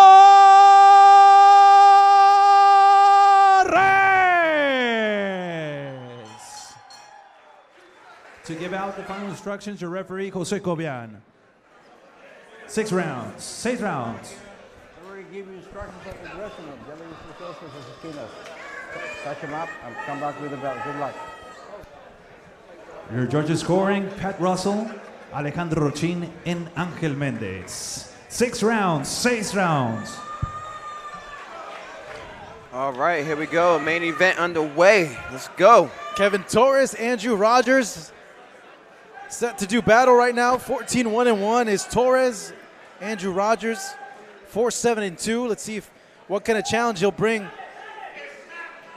Rodgers, a very defensive-minded fighter, very weird, awkward style. Torres, known as a big KO puncher. Round 1 underway. Here we go. Like you said, Marco's a very defensive fighter, giving a lot of guys trouble. All of his opponents, or excuse me, all of his losses have been to opponents with 0 losses or 1 loss. So he's a guy that's here to test you. He's here to test everybody. It's a different look for Kevin Torres. Can't recall a opponent that's had a very slick and tricky style that he's faced up to this point in his young career. So his only loss was to a gentleman that did outbox him, was rangy, was boxing, was moving. Take for granted he was a southpaw as well. Aside from the movement, see if Kevin Torres can decipher that puzzle that Andrew Rodgers presents today. Torres is a guy that's always going to come forward. He's going to always want to set up his power punches. Very big for the weight division at 140 pounds, Kevin. Yeah, extremely. That's one of the things that's always been like very shocking to a lot of guys when they see Kevin. I said like, he's huge. You know, they can't believe that he's in that particular weight class. But I mean, at the end of the day, everybody has different genetic makeups, and he's just as specialized in this particular area. It's taken time for Kevin to go ahead and move down to this division at 140 pounds. This wasn't an overnight process. It's something that's taken quite some time for him. So coming.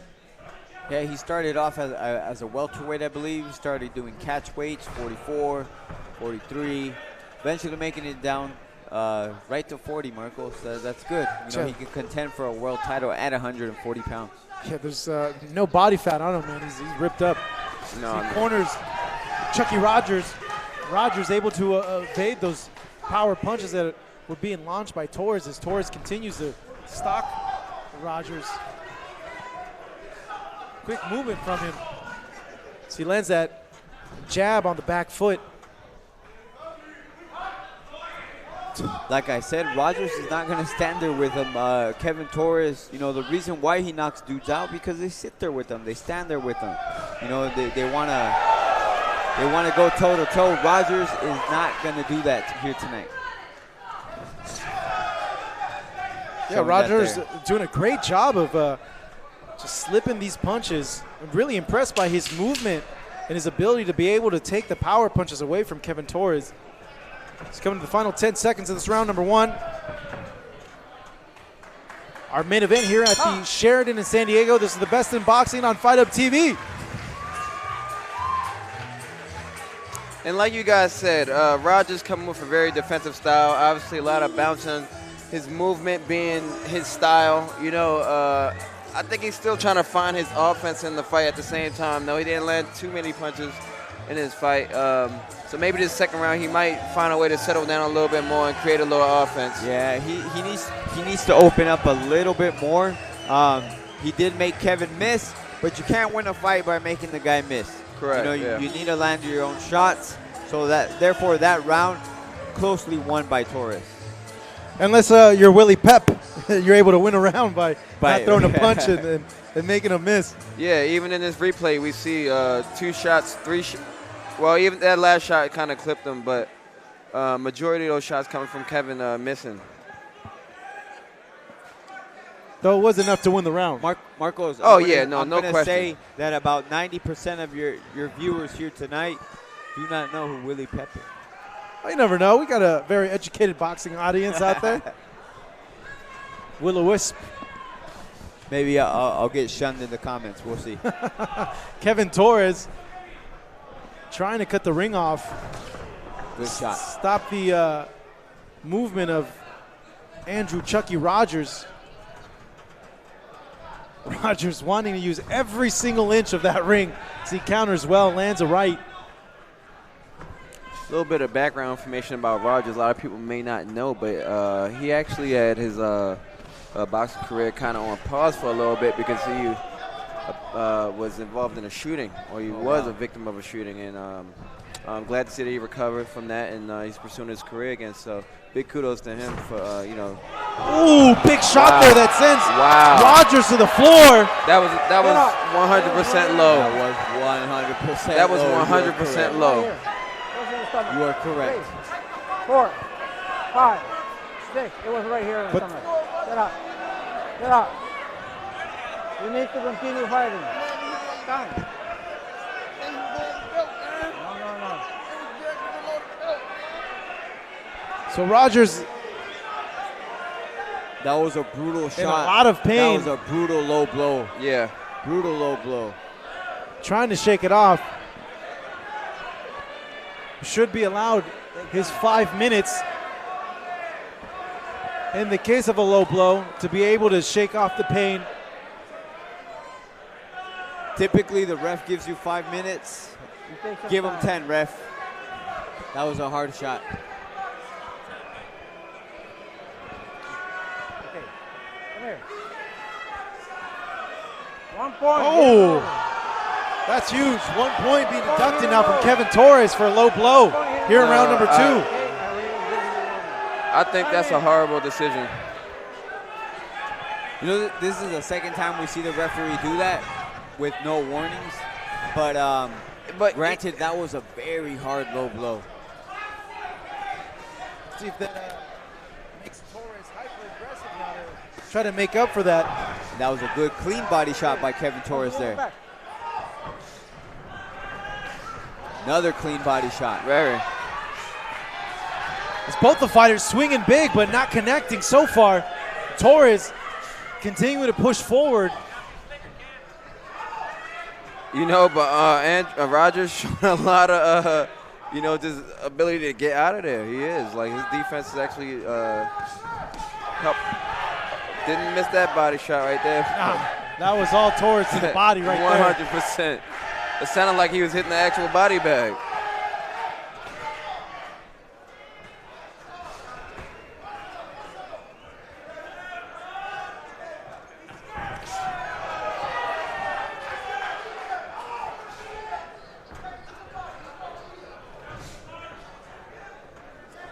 Torres just looking for that one shot to put Rodgers away. Yeah, it's kind of difficult when Get in the somebody's back. moving so much, Marcos. Rodgers is such a good mover. So the only way that Torres can kind of slow him down is just to jab him to the body. Every time he goes to his left or to his right, let's say Rodgers goes to his right, stop him with the left hook. Throw the left hook. Just make him know that it's there. He's going to his left, throw your right hand. Make him know that it's there. You know, maybe that'll stop him a little bit. Yeah, and you got to cut the ring off at the end of the day. You know, you can't follow the guy. The more you follow him, the more he's going to continue to do what he's doing. You got to put a halt in his movement to the point that he thinks, I don't know what else to do. You got to confuse his movement. Yeah, you definitely have to cut off the ring. That's the main part.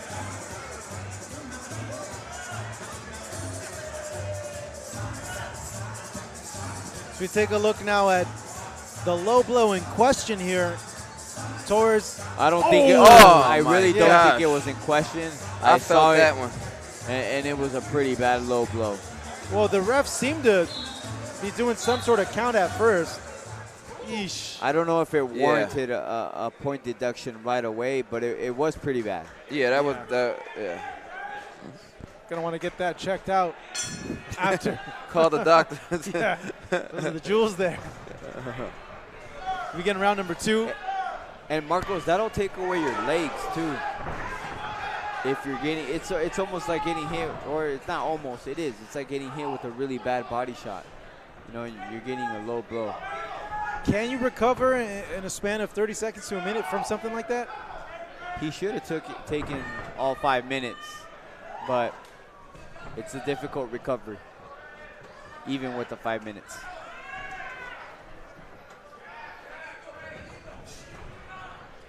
Kevin Torres looking to build momentum, make his way into more meaningful fights against a higher level competition, but he's a tricky opponent here.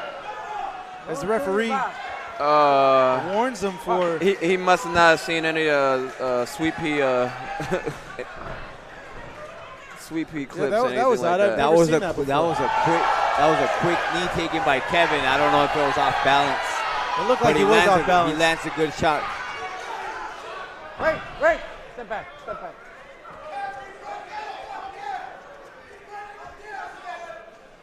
As a fighter, stylistically, this has to be one of the most challenging styles you can be put up against, right, guys? Yeah, no question. You got a guy that's a mover.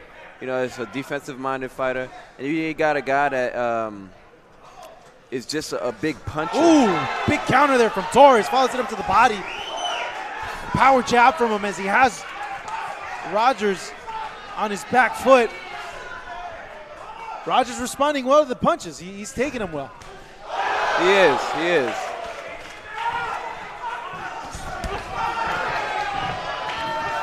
Folks, we're here ringside, and these punches, the thud, the noise coming from them each time Torres lands. Eesh. He's losing his composure a lot, though. His movement slowed down. Rodgers, that is. I think those body shots from Kevin Torres are definitely taking their toll and affecting Rodgers a lot right now.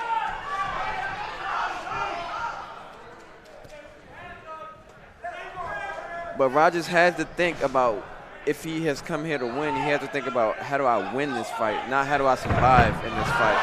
Rodgers slipping up a bit there.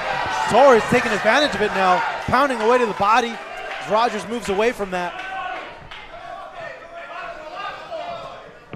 Torres doing the right thing, cutting off the ring, moving his head, sticking behind the jab, and when he gets there, he's attacking the body. So coming in the last seconds of this round number 3, Kevin Torres has been the one so far pressing the action. Starting to connect a bit more now on these punches from an Andrew Chucky Rodgers that hasn't had much power on the punches to be able to keep Torres off of him. No, not at all, and it's because he's moving a little, probably a bit much, or not throwing his punches from a solid place.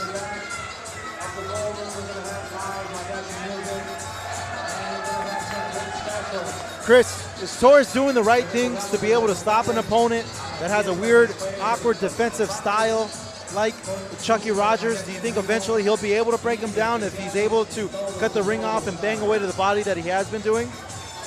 If he continues, like you said, if he continues to go to the body and break down that body, yes, he's going to be able to be successful. That's why, as a corner, you say that. Go to his body.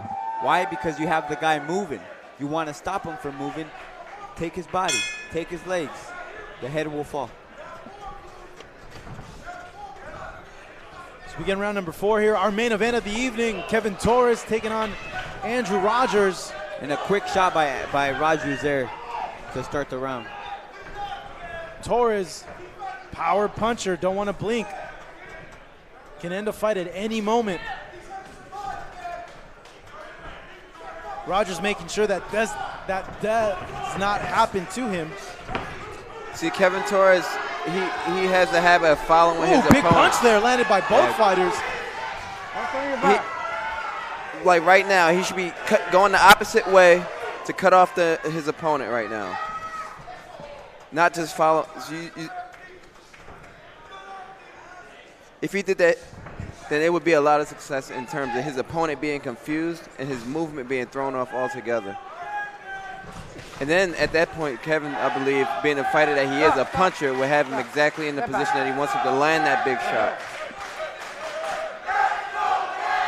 The crowd now coming alive for Kevin Torres. Evades an uppercut from Rodgers. Torres, good job so far of pressuring, but not finding the mark at times. Very difficult opponent in front of him, one that has been able to avoid the better punches of Kevin Torres.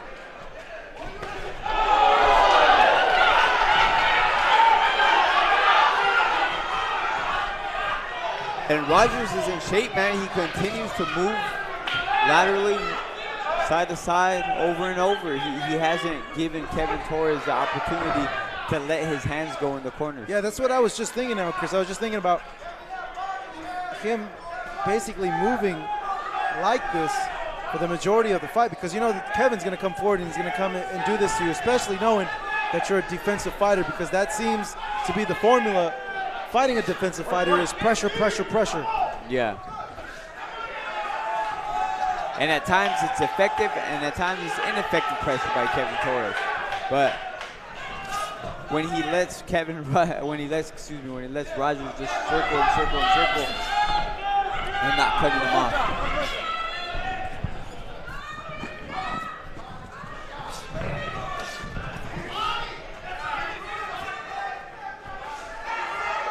Torres missing with his combinations. Rodgers just leaning there. Needs to be careful he doesn't get clipped with an overhand as he gets out of that corner.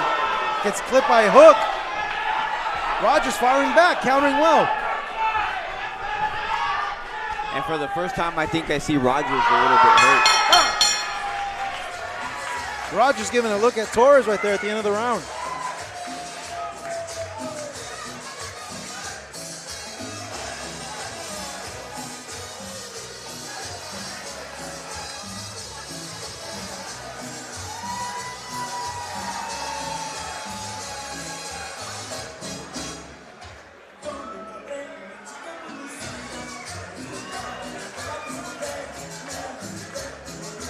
Ice being put on the face of Kevin Torres.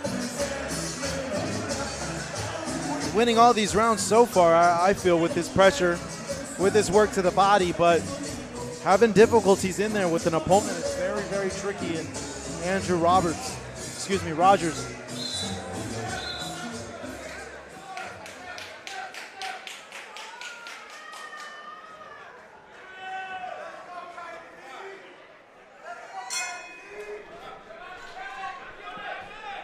So we begin round number 5, 6 rounds scheduled in the super lightweight division.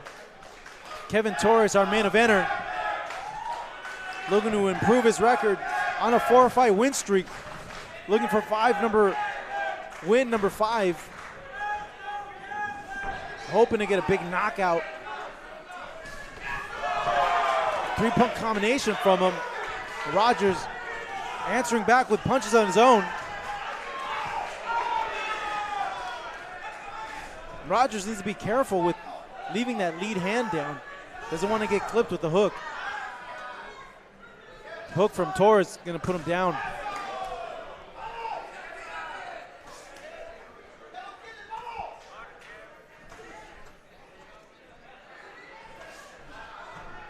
Rodgers missing there with a big punch. Torres responding, digs down to the body, fouls it up.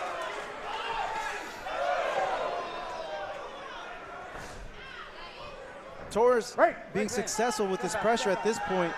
Rodgers, it's tough, man. Let me tell you, Chris, it's tough when you have a guy that's on you like Torres, can punch hard, and you can't keep him off of you because you don't have the power to keep him off you you. can't keep him off you. So once again, he was showing the fact that he was in shape first few rounds, but now it doesn't seem like he is. It's wearing on him. That pressure is wearing on him. Stop back. Step back. Rodgers doesn't want to let go. You're holding. Let's go. Fight.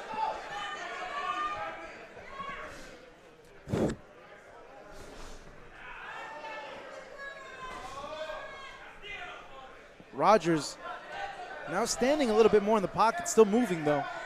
Throws a jab to the body.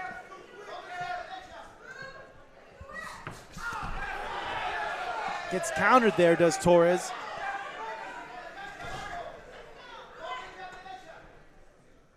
But Kevin, Rodgers is looking like he is starting to slow down a bit. Yeah, I think he's going by the pace of the bout itself. Actually, I think you know, Kevin isn't pressing him as much at this moment. So I don't think he feels in his own mind that he has to move as much. Jabs traded by both fighters. Hook there lands for Torres, but not flush.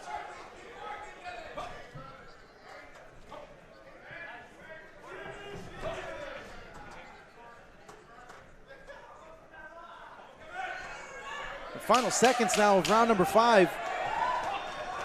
Torres continuing to pressure on his opponent as Rodgers appears to not be too affected by the power punching of his opponent, but seemingly losing on the scorecards overall in this fight.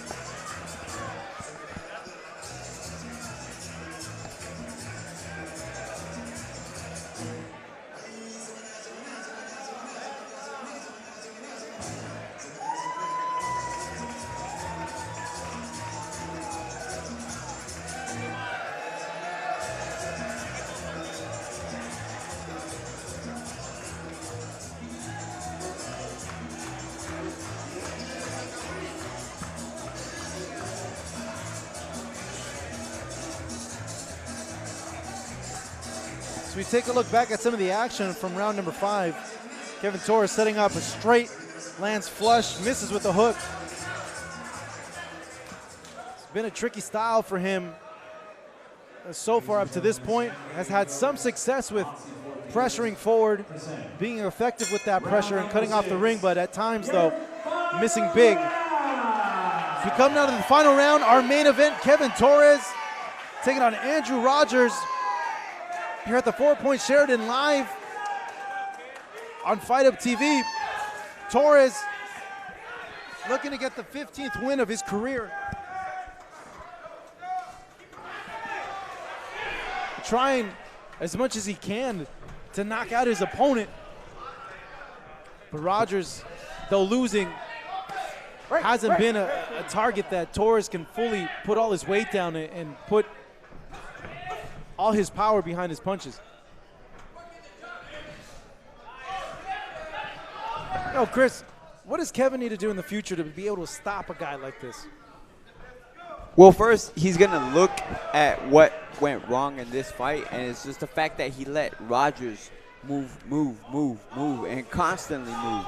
You know what I mean? He didn't cut him off. He didn't set any traps. He didn't really put his hands together. And like I mentioned at the beginning of the telecast, this is the type of fight that we haven't seen Kevin Torres, or the type of fighter that we haven't seen Kevin Torres fight. And he's having a slightly hard time. He's winning the bout, but he's having a hard time. Rodgers doing a little shimmy there, doing a little dance with Torres. Been dancing all night, though.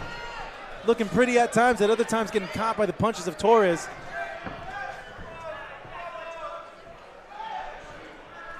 This might be the best round of Rodgers. He might not be winning it, but this is the best he's looked so far. Do you agree with that, Kevin? I totally agree. But I think it's just because it's you know, fatigue is obviously set in, you know, last round. A little showboat action. Rodgers showboating, yeah. Yeah, but, you know, it's the last round. You know, Kevin know he's won. I mean, he still has his foot on the gas, obviously, as we see. But, you know, he know he has it in the bag, so. Good series of counters from Rodgers. Torres tapping his glove, saying, hey, let's go. As he's now letting his hands go here. Has Rodgers in the corner. Rodgers just, hey, big punches there from Torres. And as I said, he was winning the fight. I mean, the round, Marcos. Kevin Torres go ahead and takes it right back. You can't have it, sir. You know, final 10 seconds here. 4-point Sheridan, our main event. Kevin Torres, Andrew Rodgers. 6 rounds are up and in the books. Both fighters acknowledging each other. Good sportsmanship there. Good effort by both fighters. And I would say a clean sweep for Mr. Kevin Torres. Rodgers on the ropes. A win for him was not getting knocked out. I think that's why he did that. You know what, though? I'll be honest. I was impressed by the defense and the movement of Rodgers. I agree with that. That, to me, is the hardest thing to do in a boxing fight. And I think the most skillful, highest skillful thing that you could show as a boxer. I definitely agree. I definitely also was impressed with his defense. I think he did a great job avoiding a lot of big punches that probably would have really put him down early in the fight. You're right. You know, he evaded a lot of shots, but you have to punch and you have to throw in order to win fights. You know. Yeah. So he just got outworked. Yeah, no question. I mean, you know, at the end of the day, this is a fight. Yeah. You know, you only a win lot of by people, punching, you know, Kevin. a lot of people want to, you know, don't want to take punishment. They want to be defensive, but at the end of the day, you have to hit your opponent. Kevin Torres acknowledging his supporters, fans in the crowd, confident that a win will go his way and that he'll get his 15th professional win inside the squared circle, as the scorecards have now been rendered. We're awaiting now the official decision from our ring announcer, Pablo Flores. Pablo, you ready? Take it away. Damas y caballeros, después de 6 rounds de combate, tenemos la decisión de los jueces. After 6 rounds of boxing, we now have the judges' scorecards. Los 3 jueces, all 3 judges, Pat Russell, Alejandro Rochin, and Ángel Ramos, have the same scores of 59 to 54. Coinciden en número 59 a 54 los 3 jueces. For your winner by the way of unanimous decision, su ganador por la vía de la decisión unánime, Bellingham, Washington, and Mazatlán, Sinaloa, the Diamond Boy, Kevin Torres.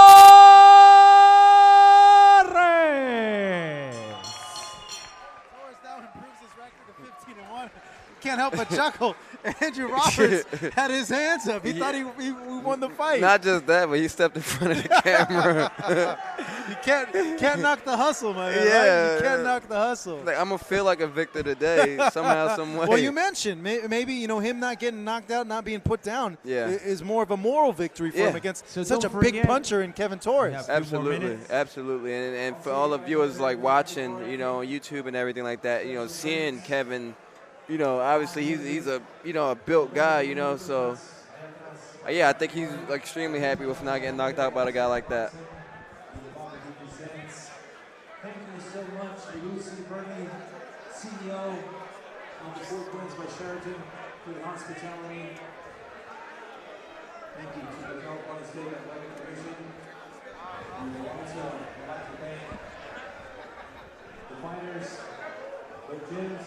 boxing fans, friends and families.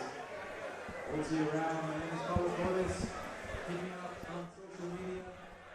Pablo The Voice on Instagram, Pablo Voice Official on Facebook. Good night. See you soon and God bless. Nos vemos hasta la próxima.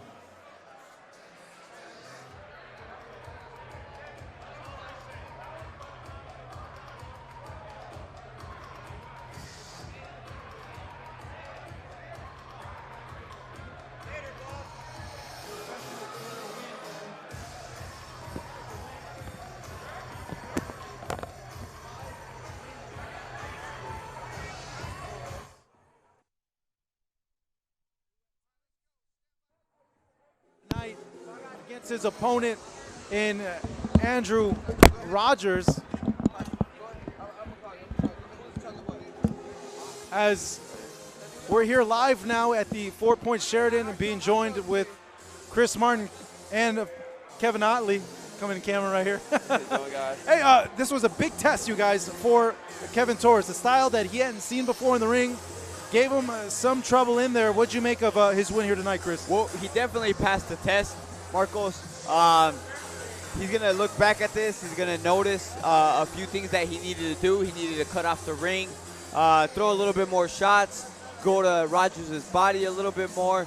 Rodgers had some success in his defense, not so much in his offense. You know, so I give him kudos and credit for his defense, but he needs to pick up his work output next time.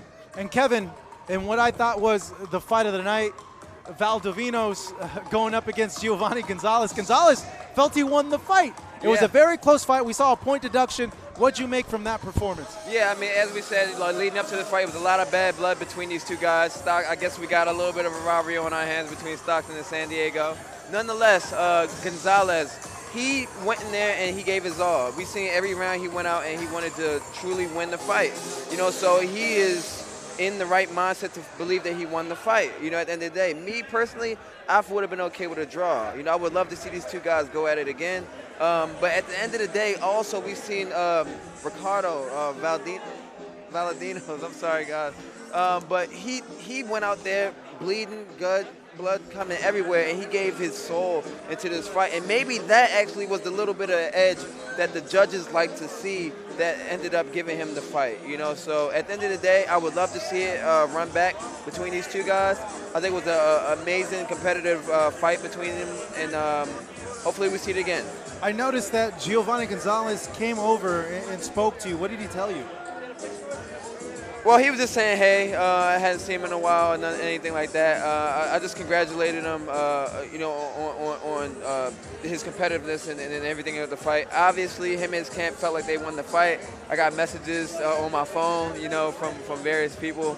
But at the end of the day, he's a competitor, you know, and he's come from a competitive atmosphere where they're winners and they know that they have what it takes to win, and they feel like they won this fight. So that's what's coming from their side.